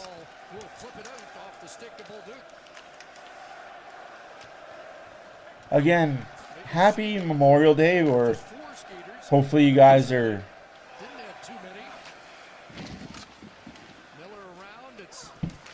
You're not wrong, Renegade. Absolutely. You are not wrong. Regardless of what happens in this series, Montreal is going to be really good for a really long time. Unless somehow, some way they fumble and try and blow it all up. Is this an accidentally on purpose? No, you saw the penalty that was called earlier on Martinook. Not much difference. Then at the other end, a push by Bolduc in on Chatfield absolutely knocks Anderson all around. So, as expected, Chris, in a tight game like this, tight corners around the front of the net, that battle for real estate in there is just at such a frenetic level. I'm very much impressed about the Montreal Canadiens. The Hurricanes have had an edge in face-off, 58%, and they win another by Aho. I think this is as much as the Canadians have been dominating the face-off circle in these playoffs. Oh, don't try and draw a call. Don't try and draw a call. Third period, 16 minutes left to go in the game. Scores 2-2. Shots are 26-11 for Carolina. If you're the referee, you can't be giving Carolina just power plays because they fall over. If there's a call to be made, call it, but Knocked off his stick by Dobson, and it does come out. Aho hooks it back, and goes for Montreal too. If they're starting to flop, don't call it. Like, hey, stay up on your 2 feet. You're stronger than that. Canadians very effective there. No collisions between the Chris. But yes, like I was saying earlier in the stream, we got a lot of changes coming to Edmonton. Not just personnel-wise. We've got a new coach coming. Some new players are going to come in. A new building name is going to be revealed in September. goals in the first 5 games of the postseason for Stankoven. For those that don't know, Rogers Place is going to be no more unless Rogers wins the bid to keep the naming rights to the building. But as of right now, their contract is up.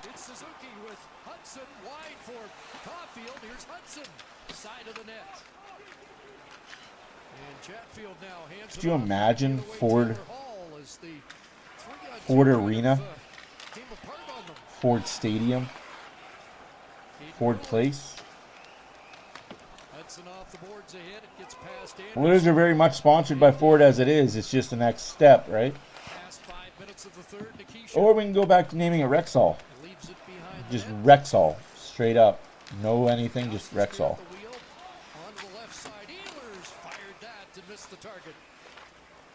Back towards Ehlers, unable to get a stick on that. One-handed by Deneau.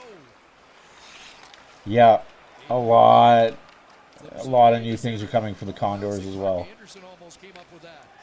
Martinook bumped there by Carrier. I hope Gary doesn't mess it up and make the AHL team. New system, new structure, new coach. As much as we all might like Dickinson, I don't think the money's going to work to keep him. Unless he's okay making less than $3 on a 2-year contract, so $6 million for 2 years.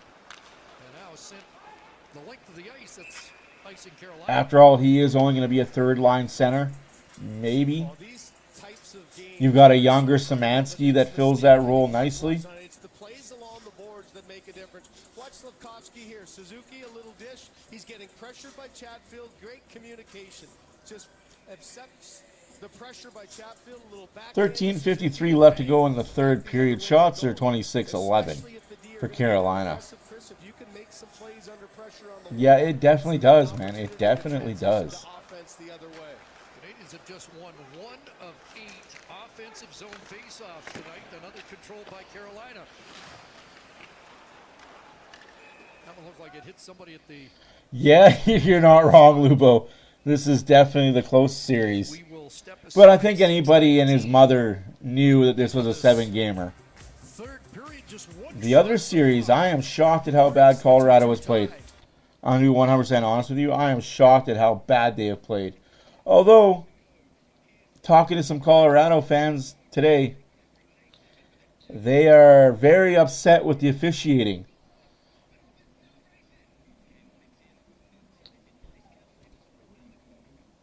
You're not wrong, Epic.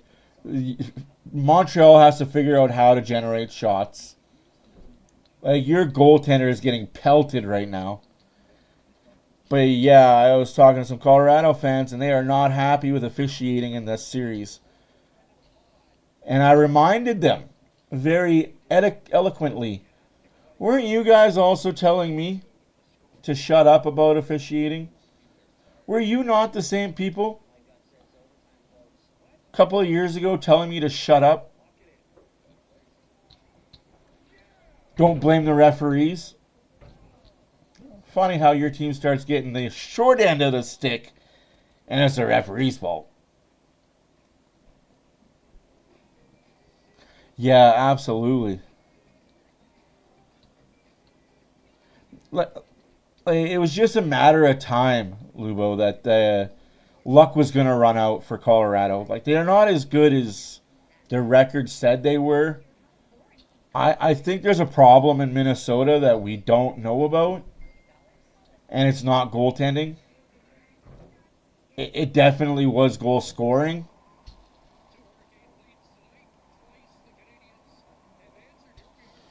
You're not wrong, right? Like, we all joke about it. But it's true. It is Gary Bettman's golden child. It's the Vegas Golden Knights won't miss the playoffs, even though they got a shit team. They'll find a way to make the playoffs. They'll find a way to be good in the playoffs. But yeah, it definitely looked one-sided yesterday. Unfortunately for Colorado. Like, I get the call Nielsen got that led to the Vegas power play goal.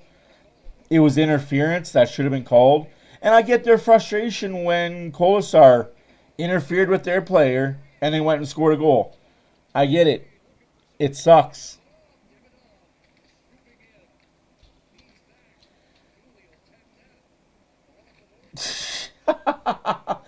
They were. He tried so hard. He tried so hard to make Arizona work.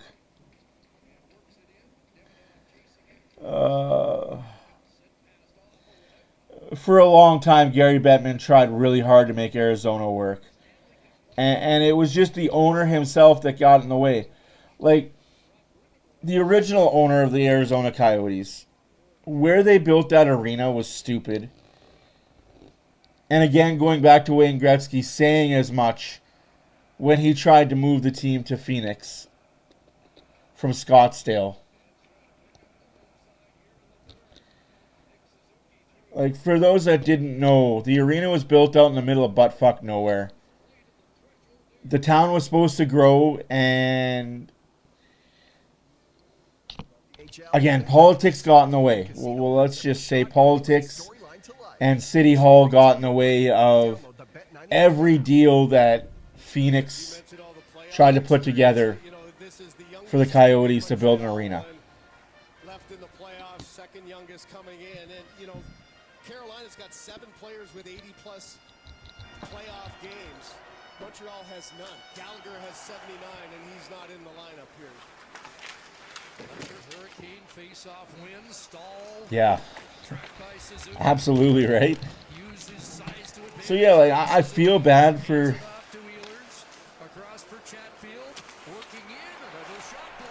Yeah, you're not wrong, Lubo. You're absolutely not wrong.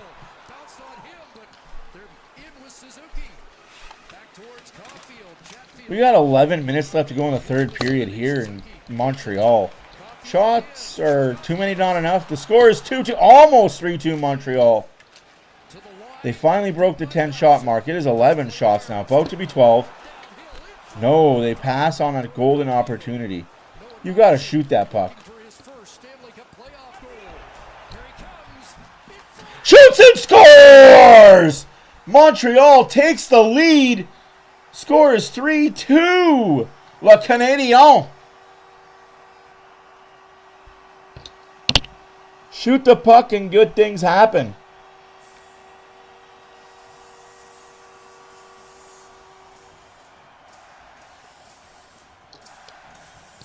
First lead of the night for Montreal. And in game number 42 of the playoffs for Noah Dobson, he does a great job a couple of times earlier, keeping this play alive at the line and then driving to the net, trying for the pass, for the tap in for Slafkovsky. How close is this one coming in? Oh boy, you can see Rod Brindamore having a quick look. Is he going to challenge this one for offside? I think he is. Challenging for offside. Did he have control before his body? Here's the call. Carolina is challenging to play for offside. Ooh, don't get too excited, Montreal fans. That might have been offside by Cole Caulfield. But let's have, is that puck on his stick?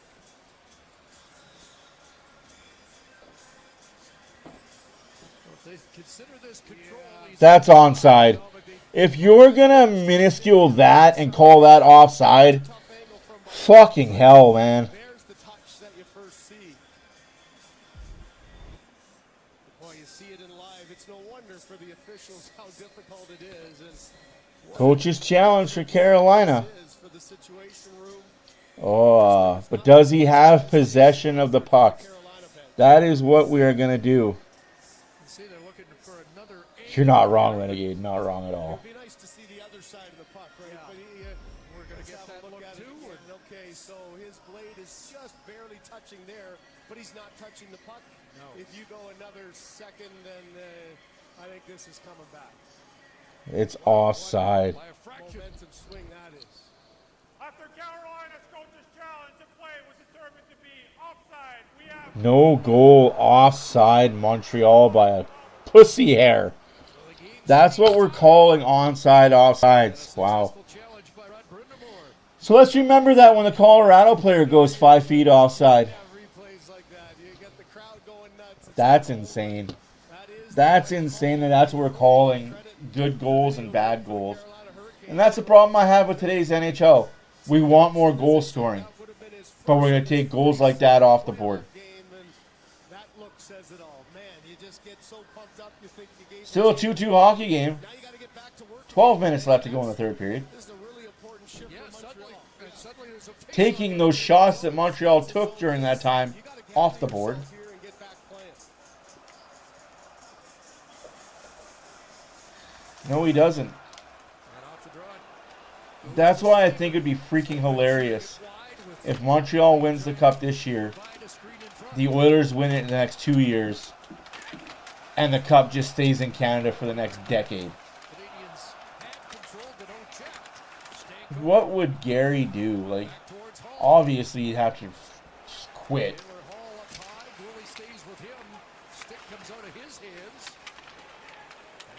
That is that right? Right? What a huge stoppage that is for Dobish. You know, that's a shot you probably shouldn't take. I mean, there's more USA teams than there is Canadian teams, but still. I think the fact that the Canadian teams have become competitive now is scaring a lot of US markets. Like, for the longest time, let's be honest, Canadian teams weren't competitive. The only real competitive team for the longest time was Vancouver or Toronto. Now it's the Ottawa Senators, the Montreal Canadiens, the Edmonton Oilers, the Toronto Maple Leafs, and depending on how good Hollebuck is, the Winnipeg Jets.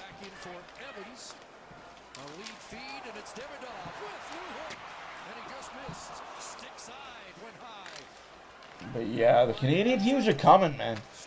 They are coming. Sooner or later, Calgary's going to figure out that they got to actually tank.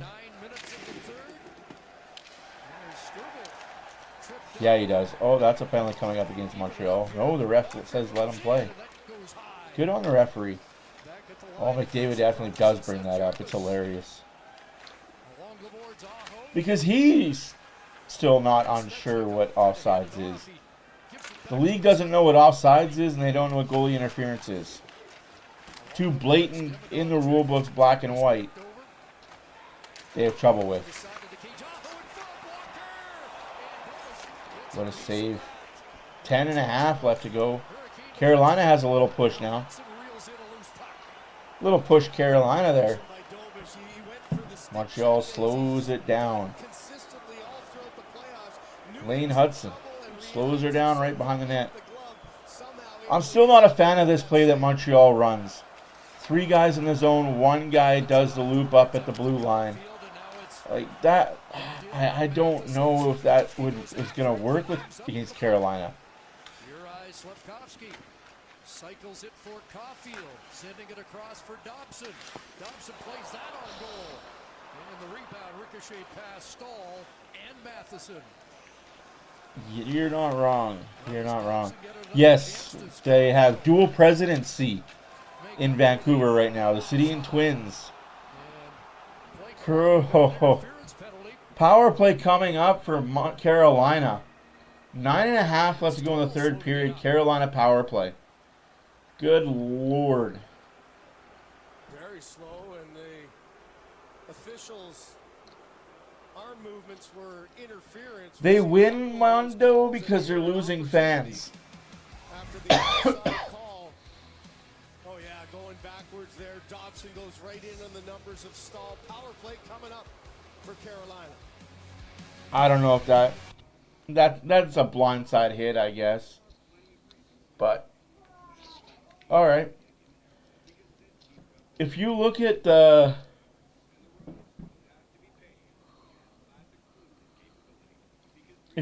inside numbers and fan bases that are dwindling in the past 10 years, it coincides with when they won a cup. Season ticket renewals. Let's just base off season ticket renewals.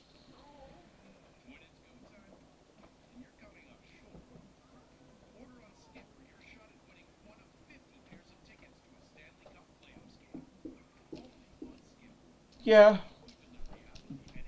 Hockey is Canadian sport, but the NHL is an American merchandising company. I won't pretend the NHL is Canadian because it's not. The NHL is very much American.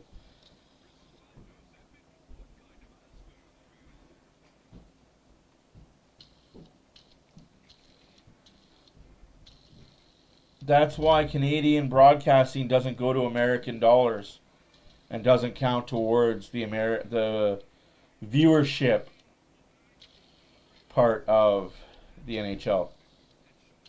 That's why Canadian teams have to give some of their profits to the American teams.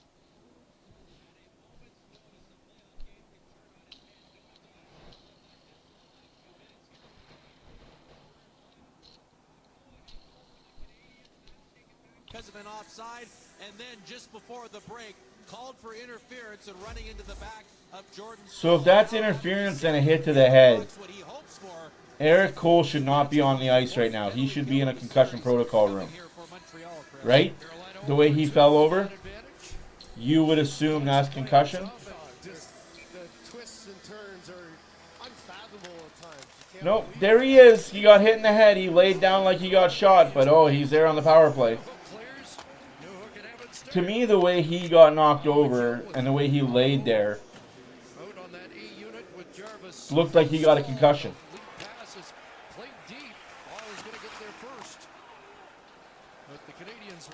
But hey, out there on the power play. Yeah, he definitely has and is. But he's making the owners money, right? That's all. That's unfortunately for the fans. That's all this league is that's all this league cares about is bottom line. How much money did we make?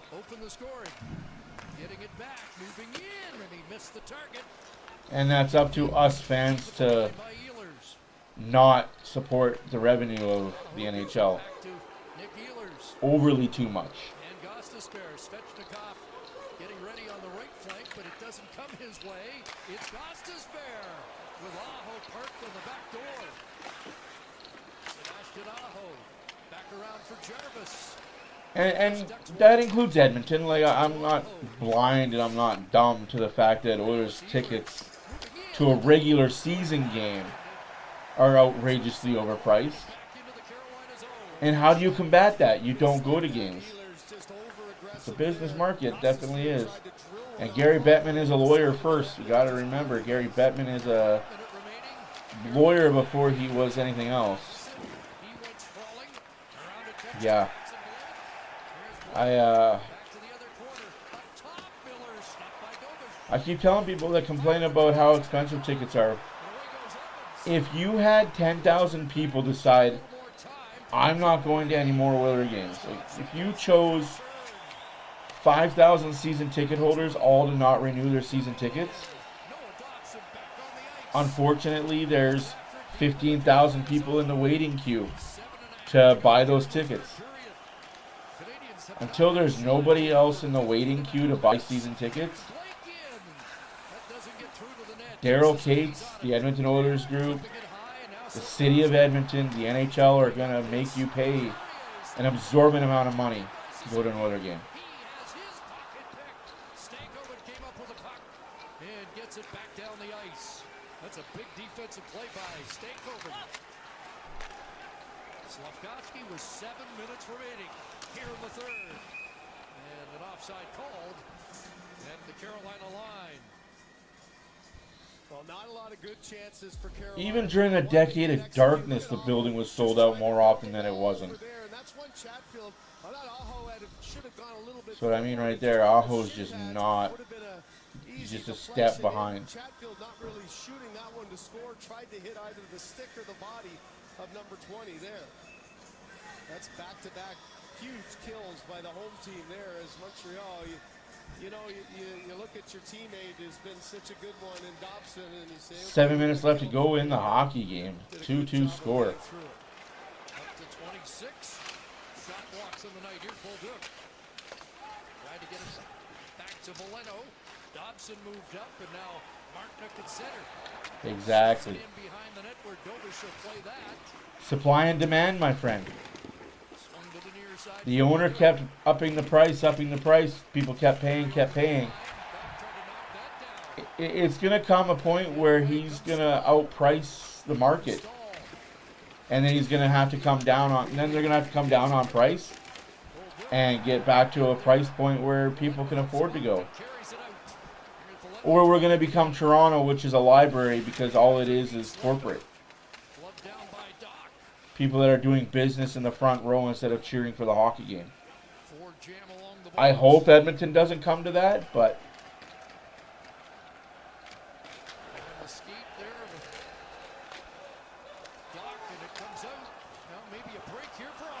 breakaway for Carolina. He slid back, and where's the puck? And they're waving. But Dobish kept it off the line. Quite great instincts. Yeah, I don't ever see the Oilers leaving Edmonton. The 5-hole tight enough. Let's have a look at this one. Aho gets a little bit behind. An aggressive pitch, just tries to slide it at the last second up in his body. Hold the post, hold the fort. We'll come back. I don't know, was that in the net?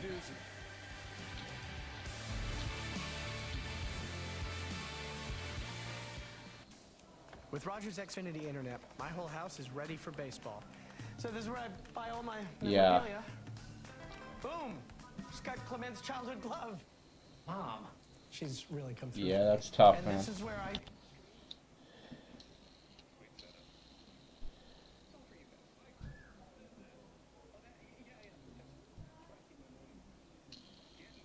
Yeah, I've...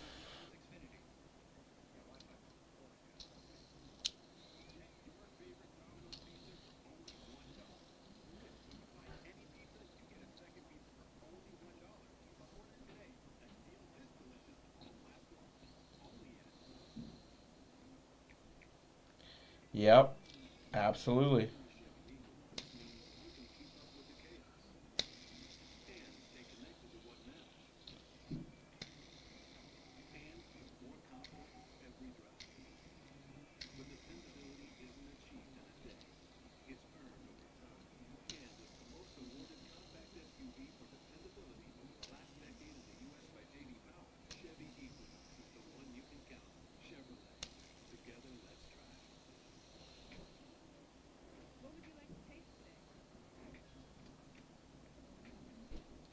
Yeah, absolutely, right? Like, people don't realize how much oil is actually in that part of California.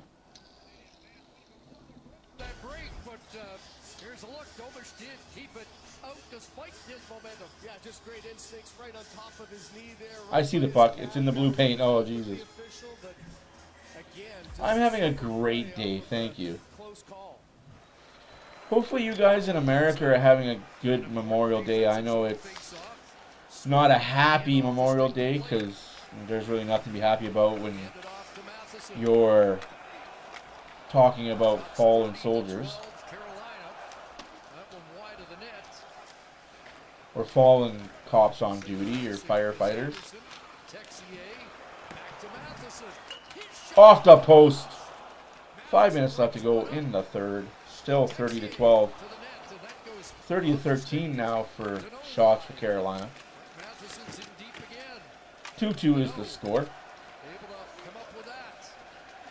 Carolina was up 2-0. Montreal. Sorry, Carolina was up 1-0. Montreal tied the game. Carolina went up 2-1. Montreal tied the game.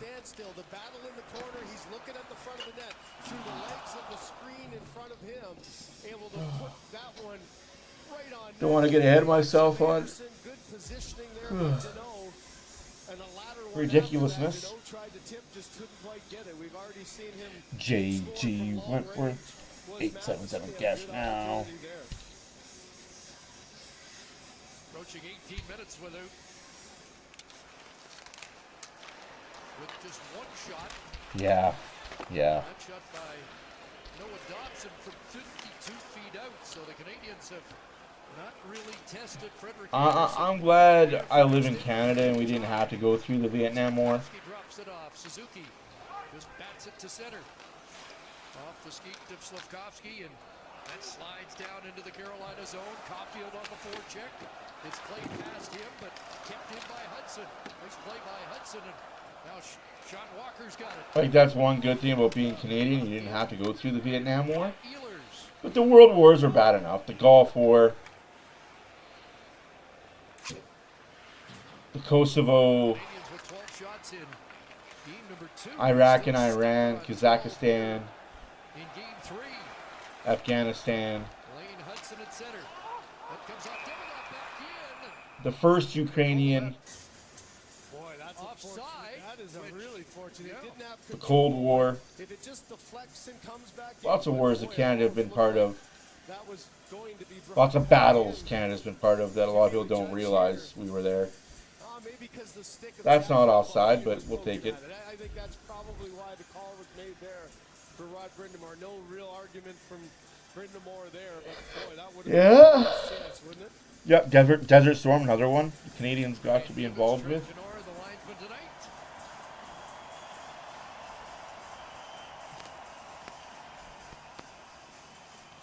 I'm thankful and blessed to never have gotten chosen to go to war, never had to go to war.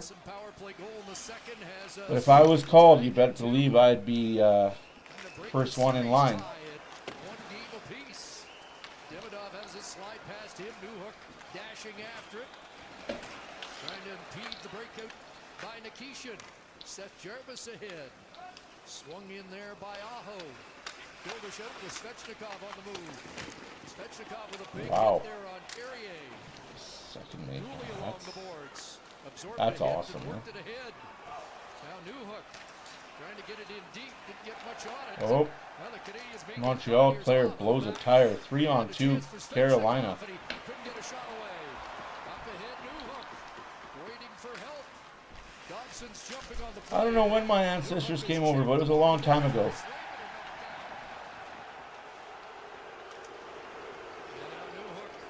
My ancestors came over from Britain. First, we made a stop in Virginia. We did some terrible things in Virginia. And now, then we moved to Canada.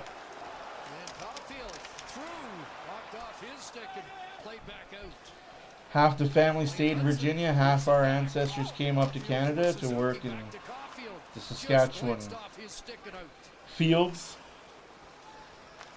Hudson again. Dooley rink wide. Suzuki neatly off his skate. Slafkovsky follows up. Trying to go wide here on Blake. A centering pass. Caulfield. Nice. Got a stick on that. And now Taylor Hall. Dooley moved up and Hall went by him. He extended over going to the net. And Hall couldn't get the pass across. Stolen again. Hall blocked there by Dooley. And that may have saved the go-ahead goal. Here again, Gostisbehere can't get it off against Slafkovsky. Two clutch defense. I'm a mixture of Blackfoot. When the Canadians were in trouble. Here's Gostisbehere again. Back in is Blake. Jackson Blake at the line. Off a stick, gloved down, and Dooley Sends it ahead. It's going to be icing. That'll be icing against Montreal. What a bad break that is there for Gooley, just on the end of an unbelievable shift, doing everything he could to get back to the front. Reads where this shot's coming. Behind him is Dobish sliding across. But able to same. play, a little Same. drag there. Good defensive play, clear out of trouble. Oh. And then that last pass at the end, Chris, I think just because of the bad ice. Next time I go to my grandma's house, I'm gonna go and I'm gonna ask her if I can have all those paperwork, that paperwork. Just a little bit of a bad break caused the icing. I know I took pictures of it, but I lost it somewhere. For Carolina, sharp angle shot, and Texier takes the rebound. An aerial trying to spring Anderson. Sure, I could look it up online if I really felt like it. But yeah, we got history of not being very nice people. Martnick sends that toward the net, and Dobish won't take any chances. You know, 1.5 left to go in the third period, though. Still 12 shots from Montreal. But he would have a whole lot more if it weren't Hard to for believe this collective group they're not shooting. defense who have done a great job in front of him. Whatever it takes. They're blocking shots like a motherfucker, though. Down in the dying seconds here, Cooley able to slide across, and that is playoff hockey. It's a mantra for everybody on the ice. You feed off each other, you take pride in it, and Montreal's done a heck of a job with it. 2-2. They've given Montreal Next another goal shot, wins. So it's 7-2 in the third.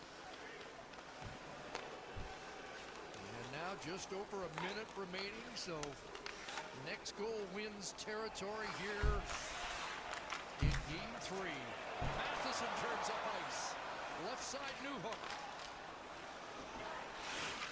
Svechnikov back in his own zone. He feeds it ahead. Then got by Aho. That'll be icing against Carolina with 55 seconds left. And a big face-off. Upcoming in Not the best play that Sebastian Aho could have made. Hesitation at all. Top line comes flying over. Dobson and Hudson on the back end. Similar to the play Gooley just made, a hop of the puck over Aho creates a face-off in the offensive zone here for the Canadiens. Oh. 2 of 9 in the offensive zone tonight. Suzuki digs in. Aho hits the deck. Puck is still loose, and now Svechnikov up with it to clear. 45 seconds left to go in the period. Here's Lane Hudson. The hit Caulfield. Banking it in. DeAndre Miller around. That goes off the stick of Blake. Near side corner. Hall calling for it. And he gets it at the Montreal line. It went by him. And they're going to call that Icing again key draw. against Carolina. As you mentioned before, Chris, never gets easy, doesn't it? These tight games, it could 24 seconds just left. one little play. Does this hop as well? I mean, that's a play Hall's got to get. Hey, he missed it there. He didn't. Maybe he felt the linesman got Taylor Hall letting the linesman know you messed up. And off this face-off, it's won by Carolina and quickly sent back down the ice. Noah Dobson, who thought he had a go-ahead goal. Remember, Mark Jankowski thought he had an overtime winner against Ottawa. 11 seconds. Overruled on a close offside challenge. And just like that, overtime for the second straight game in this series. And siren sounds to end regulation time. Whoo-wee. So for the second straight game, Second straight game going to Carolina overtime. great overtime moments. Slafkovsky, Hudson, Newhook for Montreal, Martnick, Hall, Blake. And 2 nights ago, it was a game winner for Nick Ehlers, who plays hero tonight in game 3.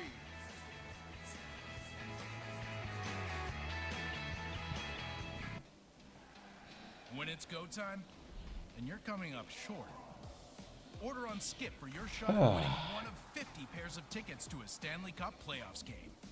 Oh.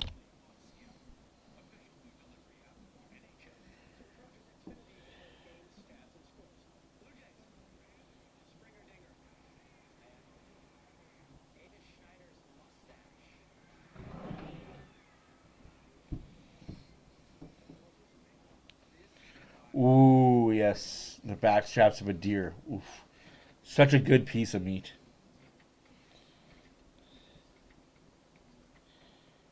It is full of absolute genius parenting hacks. Told my first that he could have candy too whenever the baby used the potty. He basically potty trained my second because every 5 to 10 minutes he'd ask her if she needed to go potty. I told my kids that Chucky has to invite you to go, so we can't just walk up to a Chuck E. Cheese. I use a kabuki brush to put sunscreen on my son while saying tickle tickle over and over again. Only way he'll stay still for a minute for me to make sure he's covered. This is a kabuki brush, by the way. You can get them on Amazon, they're super cheap. My daughter hates having her face being wiped, so I have to come up behind her like I'm chloroforming my child. Whenever it's bedtime and they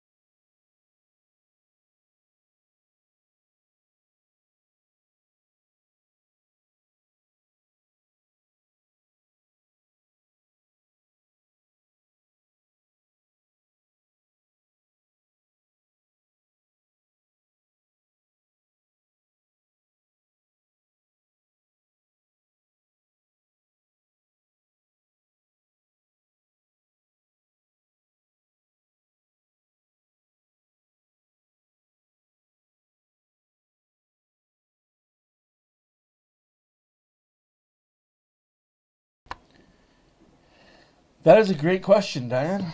The paint is dissolvable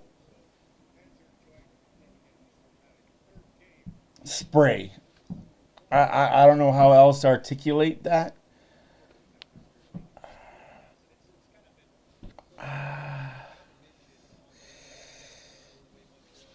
Yeah, I don't know how else to articulate that.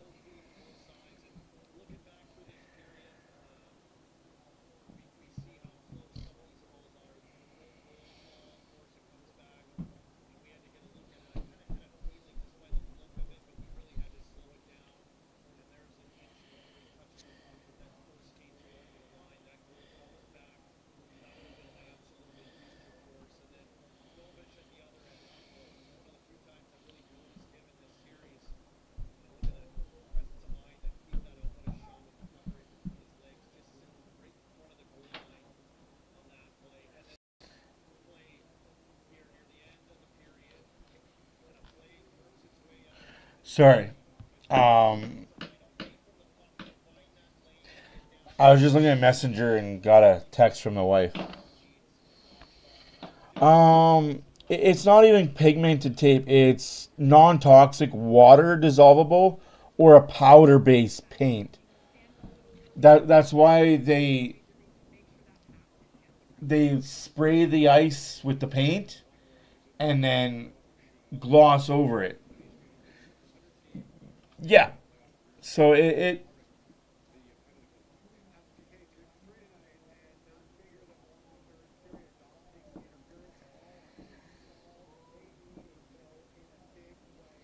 highly pigmented, yes. Really highly pigmented paint.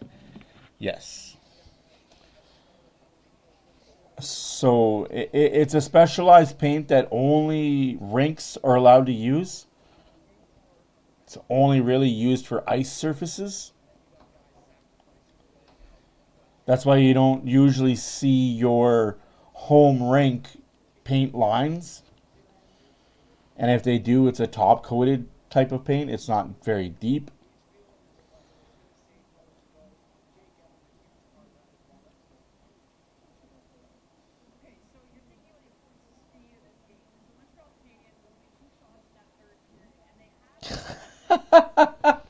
I mean, Vic, you could be right too, Victor. I don't go around tasting paint from NHL surfaces, but yeah. Also, they also use line like removable film that's blue and red, as well as paint, right? Not the Marine. We're not Marines. Stay away from purple. But yes, overtime again for those that care.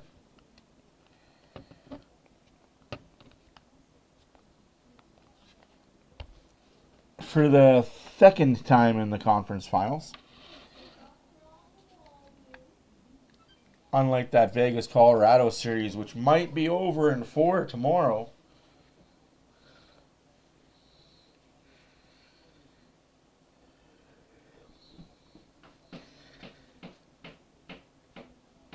Oh. This day just keeps getting longer and longer. Excuse me. So it's been a long day.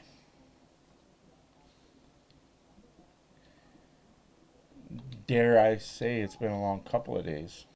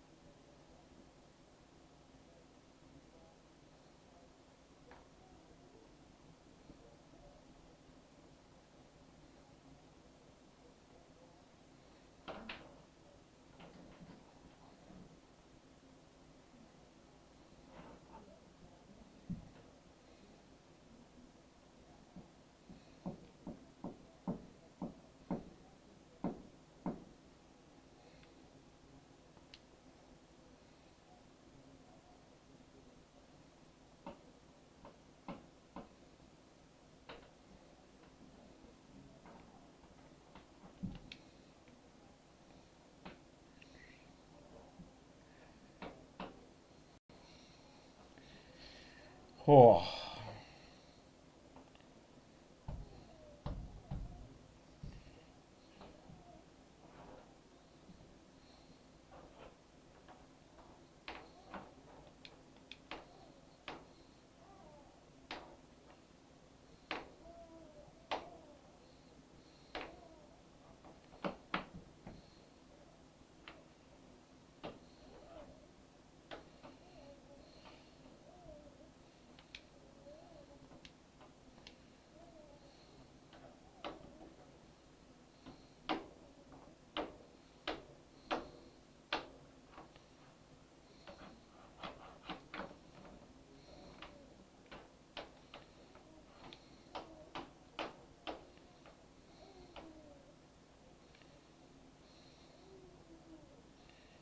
What happens was it jump down the weeping caves?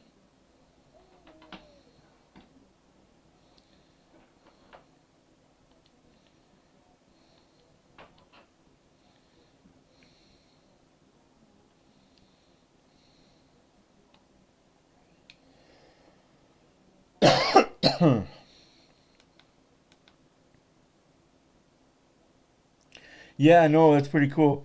You want to know what's even more interesting than when they remove the paint completely? It's when they cover the ice surface up during the season, because you can't do that every game, right? Like, most arenas now are multi-purpose arenas. So what they do,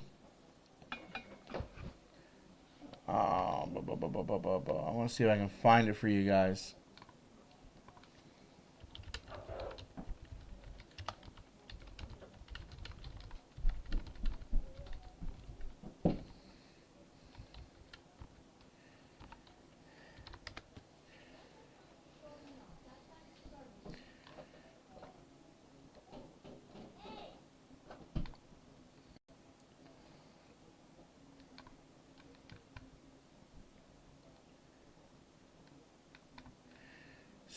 So during the arena, like during the season, you can't just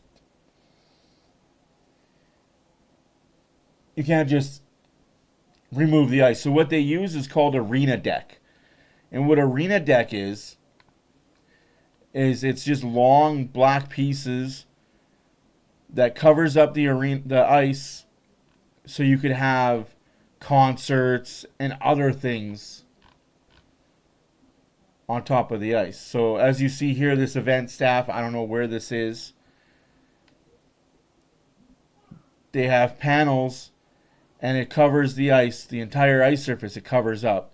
And it just interlocks and intertwines like a locking floorboard. You put that over top the ice, and then you can bring your concert equipment, your wrestling equipment, what have you. And if it's like a rodeo, for say, then you can put your dirt. So basically you have this, and then you got a layer of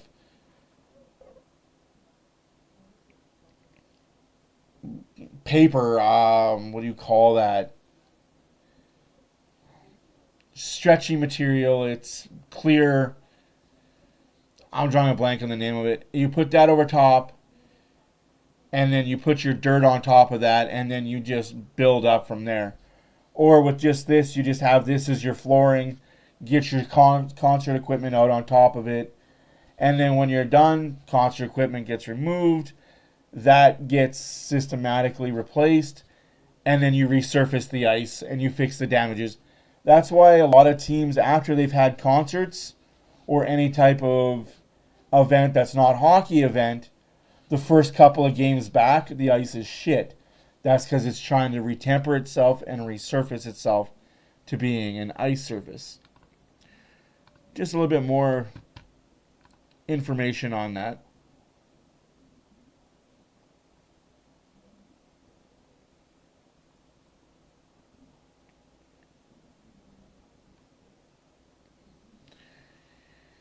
Yeah. No, exactly that. Like, Looking good. Still waiting to figure this out? End the waiting game. Felix connects you with a doctor online, so you can get an ED treatment plan that's right for you. Get started for free at felix.ca. Felix, we'll see you now. yeah, no, absolutely, you can have that too. It's but yeah, they just usually that's just a layering they put over top of the ice, and then they put more flooring depending on the arena.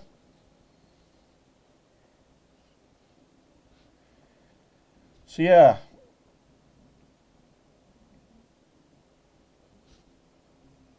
Well, some arenas like Edmonton and Seattle have, I don't want to say heating or cooling pipes underneath their ice. They have little pipes that drain water into them and bring water out. It's a whole thing.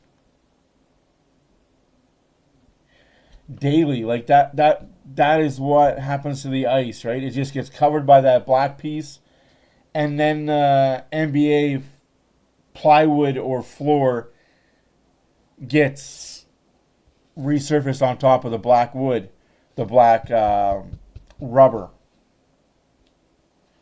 It's all very interesting, very technical. Great question, though. Thank you. I appreciate the great questions.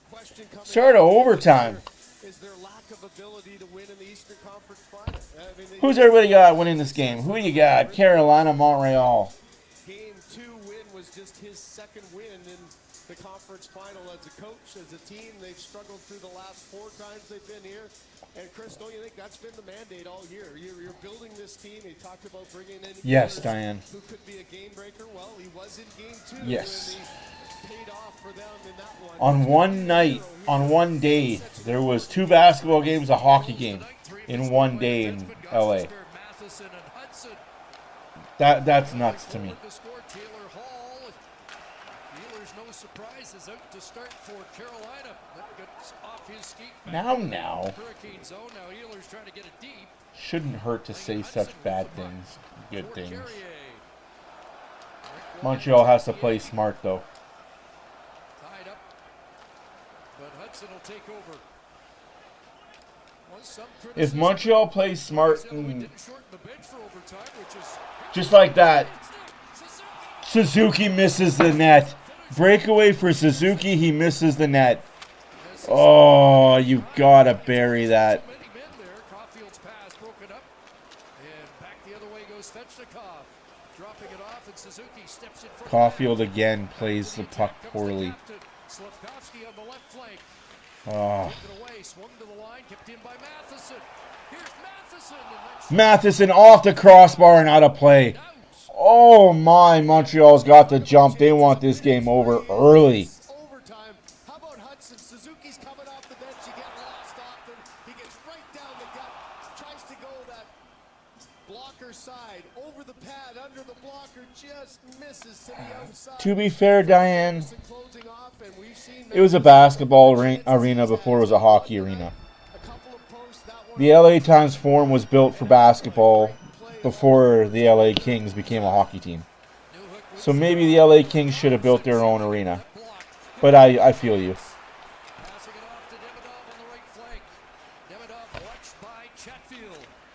Yeah, that's nuts, eh? We're lucky us mountain time zoners. It's only 9 o'clock. Feels way later over there, I bet. But yeah, no, it was a basketball arena before it was a hockey arena. Madison Square Garden was always a hockey arena.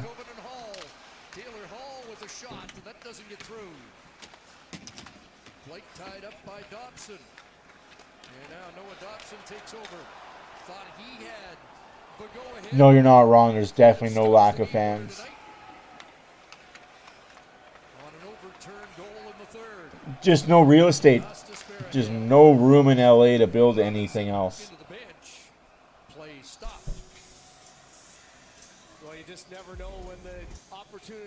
Oh, that would be cool to see a new arena in LA. Ooh, crossbar and out. But I agree with you. I agree with you. There needs to be a separation. Didn't even crossbar game 7 against Buffalo too. So you can see that wrister is able to get quite a bit of zip on it, but that gives you a great idea of just how much chaos there is in front of the goaltenders and trying to pick up the shots coming through. Anderson never saw it. Carolina sends it. Boy, 3 minutes gone already in overtime. Montreal has definitely had the advantage early, but again, 2 posts count for nothing. Here comes Matheson. A lead feed. It's Texier trying to center. And that pass intercepted by Keandre Miller. That's back into Montreal. That should be icing, no? What do I know? Here he comes. Over the line is Matheson, and a good stick check there by Miller. He'll flip it away to center. Robinson with speed after it. Gooley there for Montreal. Up ahead, Canadians almost. That'll be icing against Montreal, though. Close call, but icing against Montreal. You know, it's always a risk-reward decision for a defenseman. Do I go up? Do I join the rush? Well, here he's got lots of open ice, so Matheson takes it in. Talk about patience and control. Keandre Miller, he's got a great reach, a good long stick, good defensive defenseman against a good defensive defenseman, and Keandre Miller with a quick stick to thwart any chance. Out there against Deneau. Carolina's won 55% of the faceoffs tonight, and he kicks that back for Gostisbehere. Sidestepping Anderson, backhand in front, and Josh Anderson will play it away. Texier gets to the bench. Suzuki comes on, so too Slavkovsky, Nikishin, and one sticks to Dobish. You can just see with this second period change now, just the importance, as Elliott was saying, that game-winning goal in Game 2 didn't get the puck in deep, created some chaos on a change, and gave the Carolina Hurricanes the odd man rush. You No, see every NHL rink is now a multi-purpose rink. I get it. You can only play hockey so many times a month. We've also had so many And instead of having that building sitting empty, it gets used. And that puck is out of play. Those are the tough calls for a coach. You know, in game 2, that line of Bolduc and Kapanen and Doc played, well, Bolduc 12:53, Kapanen 10:01. They were -2 on the night. And so, as a coach, you're trying to slide that fourth line through. Well, how about the fourth line tonight? They were on for the first goal against. So they've been minus. They've been under 10 minutes here, and it'll be interesting to watch. There's going to be a time where he's got to get a matchup. He's got to get him out there. Well, as they're playing their 17th game. Yeah. So compared to the other guys. Puck held in by Montreal. Pushed deeper and further into the Carolina zone. Now they exit the zone. 2-on-2. This is where Montreal has to take advantage right now. Like right now they have to score this goal. 16-17 left to go in the first overtime. That'll be a glove. No, not glove down apparently.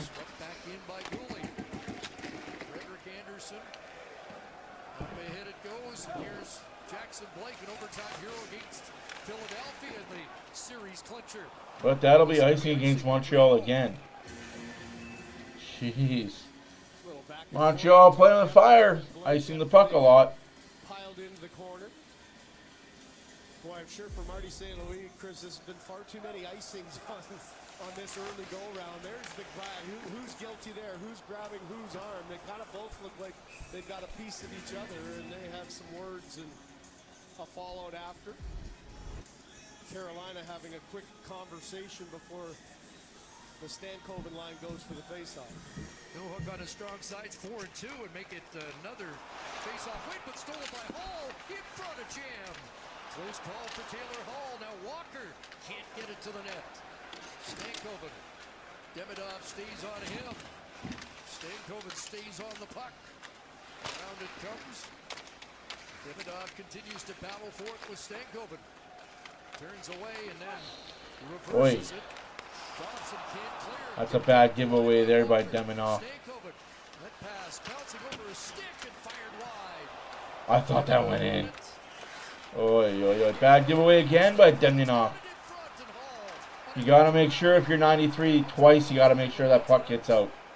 But no change, Chris. Nobody able to change. Oh, there's a bad giveaway by Miller, which might give the Montreal doesn't pay for it there. No icing on that one.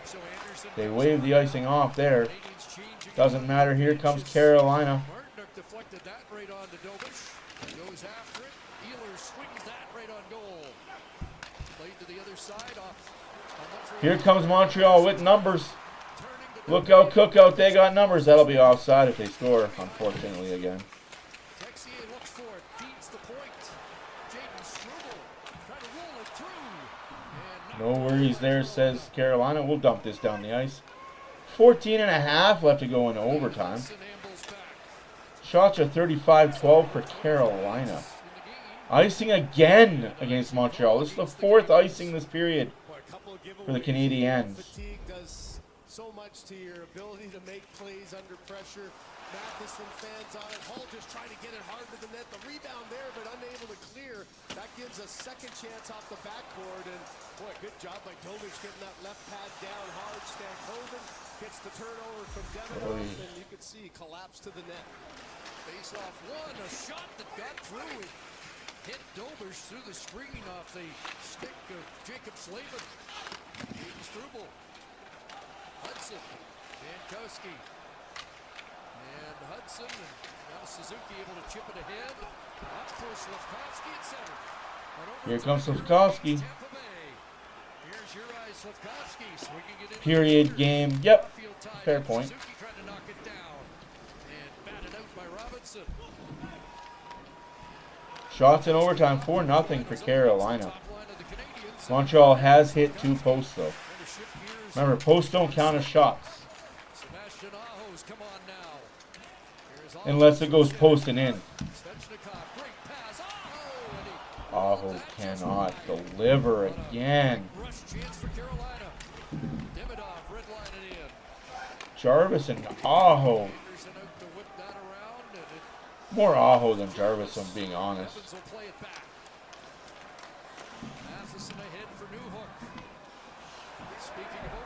Hits the linesman. Good God.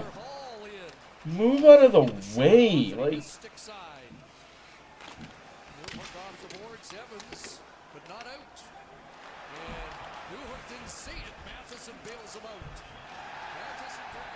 Matheson hooked down. You're not getting that call in overtime.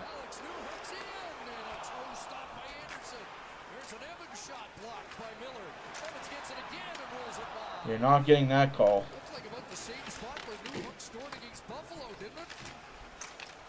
I know Montreal fans might want that hooking call, but you're not getting that in overtime.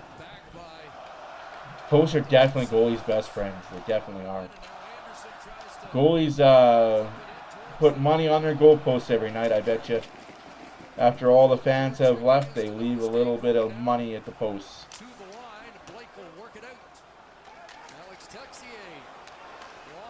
Well, that's just a sloppy play by Texier. That can't be icing. Oh.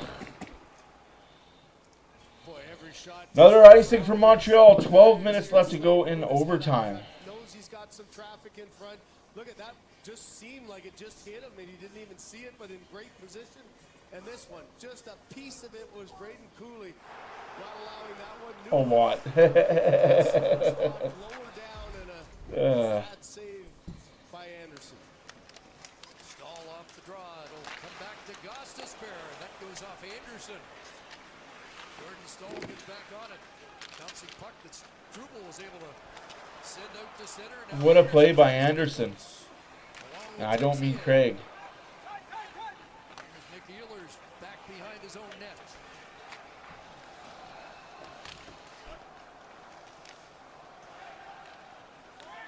Wayne Hudson. And Struble on the tape for Suzuki. Best chance in overtime for the Canadians. Point to Suzuki. Now it's Caulfield from the corner. Caulfield, do something. Man, I'm waiting for Caulfield to do something in this series. And it's sent down the ice. Race for that. And Gouley got there ahead of Jarvis. Up ahead. That does get to Slavkovsky. There's your ice. Slavkovsky tied up by Slavin. 9 minutes into overtime. Carrier rink wide. Newhook back on the ice.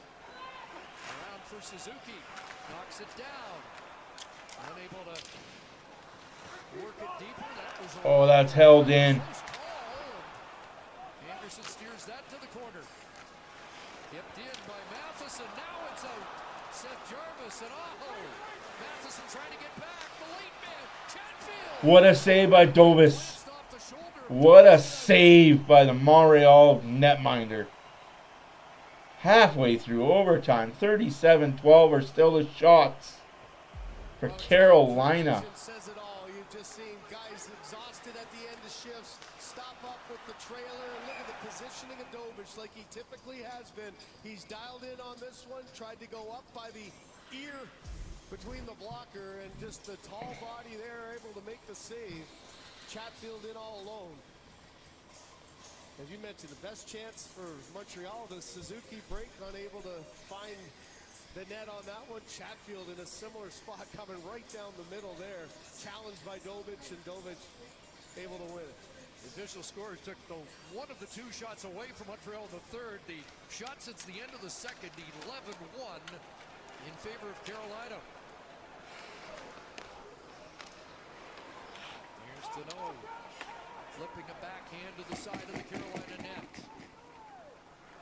Next commercial break, guys. I'm going to go upstairs and put Rose to bed. Following that, as Miller tries to move in. Should be a commercial break coming up here shortly. Jam along the boards. It's knocked into that far corner. There's Eric Roberts. Hudson tripped. That's not a call. Yeah, this is overtime, guys. I know that's a call in the regular season. I know that's a penalty. That's a penalty in the like. That's my biggest gripe with referees in the NHL. If that's a call in overtime in the regular season or in round 1, game 1, that has to be a call in round 3, game 3. Consistency, man. Like, that's a trip.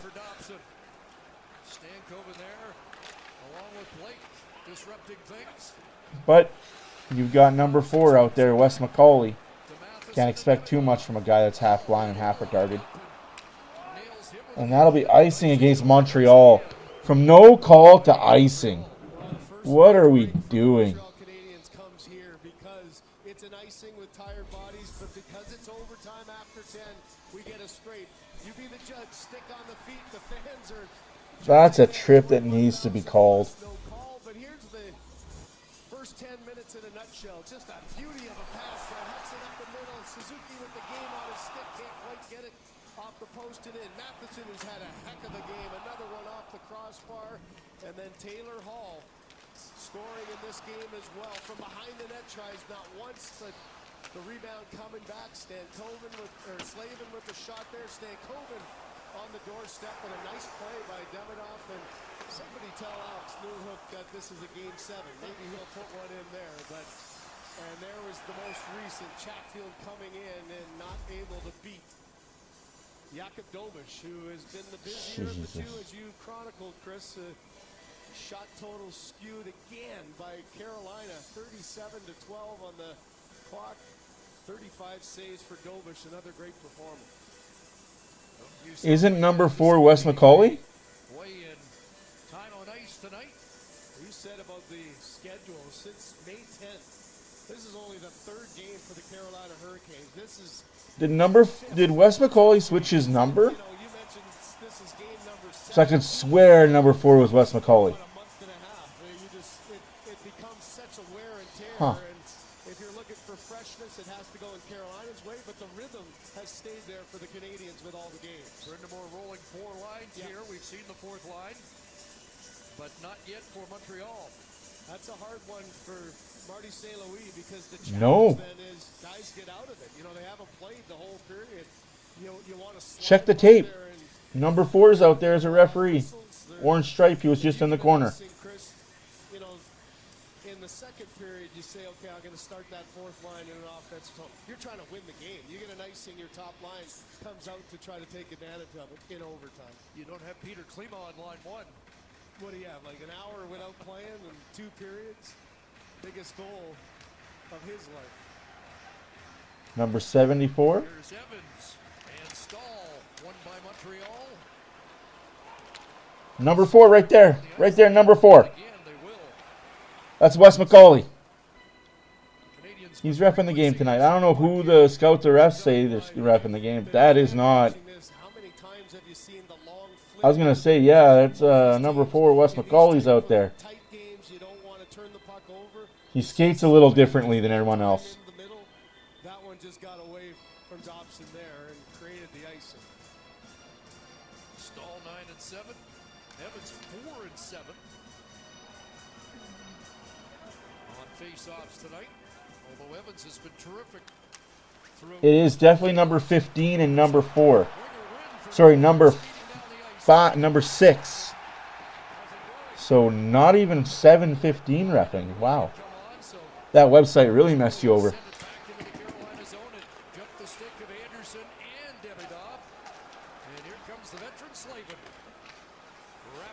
8 minutes left to go. Last shot was 21 minutes ago for Montreal.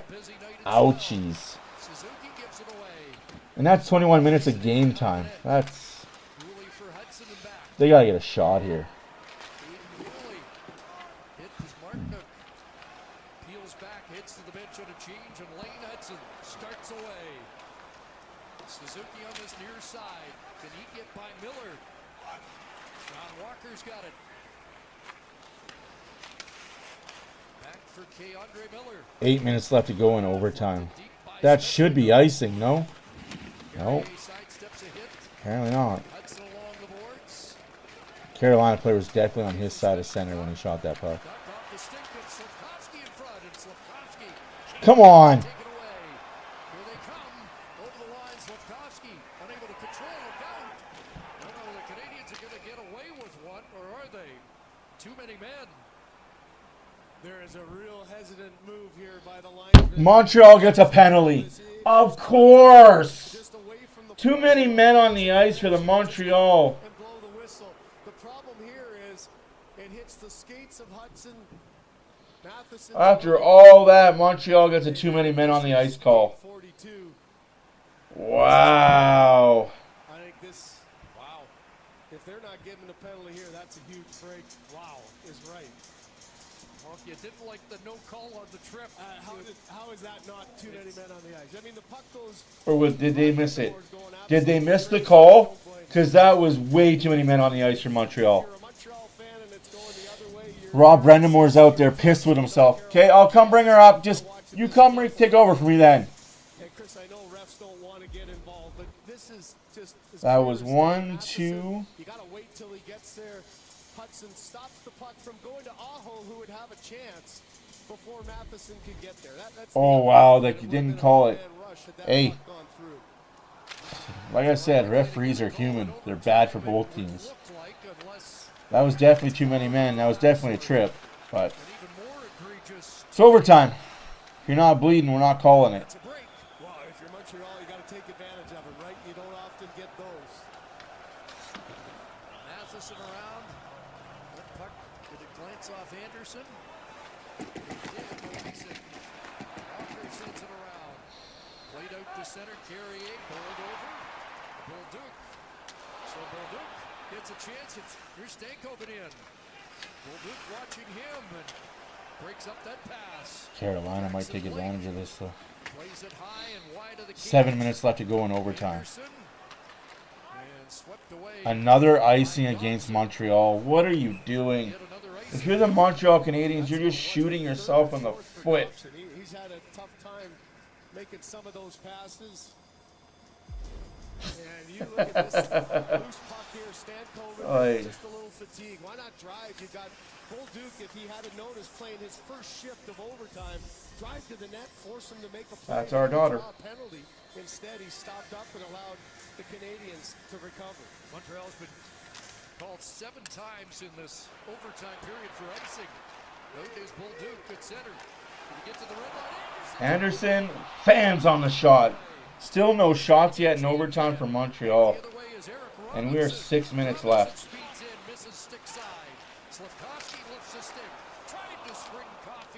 Looking for the home run pass. It's not there, Montreal. It's not there. Your forwards all got to come back now. Caulfield, Suzuki, Sledge. You all got to come back.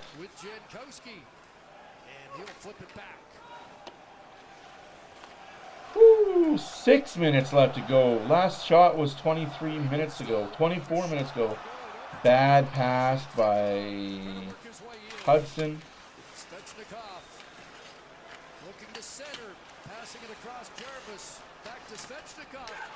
Carolina scores to win the game. Lane Hudson gives the puck away. It ends up in the back of the net. Just like that, Carolina Hurricanes win the game in overtime. Off a Canadian stick and up into the top corner bed. Svechnikov breaks a long slump to win Game 3 for Carolina. And just the mistakes, right? The clearing the zone, twice not able to get it out of the zone. You're giving Carolina a couple extra chances. A turnover in the neutral zone creates this. 2 down low, an opportunity at the net. Everybody's back into position, but right here, the aftermath in front. Sebastian Aho in good position. But earlier than that, Montreal had 2 chances to get the puck out. Carolina able to get control of it. On the top of the crease there is Sebastian Aho. And this crowd goes home. The opportunity was there to take the 2-1 lead. Svechnikov, who's That's a strange way to lose a game, though. Here's Hudson, making a play. And just an errant pass in the middle. Fatigue will do that. If you're Hudson, you can't make that play. It's the second chance here for the Carolina Hurricanes, and they take advantage of it and take a 2-1 Hey, they take a 2-1 series lead. Win game 4 if you're Montreal. Make this a game, eh? Of course, the two Danish teammates go right for each other. Anderson and Ehlers. Love to see it, though. Anyways, my name is Matt for OilersFanReaction. Thanks for watching. Thanks for stopping by and saying hi. We'll see you guys on Wednesday night, Game 4, 6 p.m. Got ourselves a good series here. The houses. Sure. I mean, well, this is tough because I feel the Canadians started the overtime so well, and that.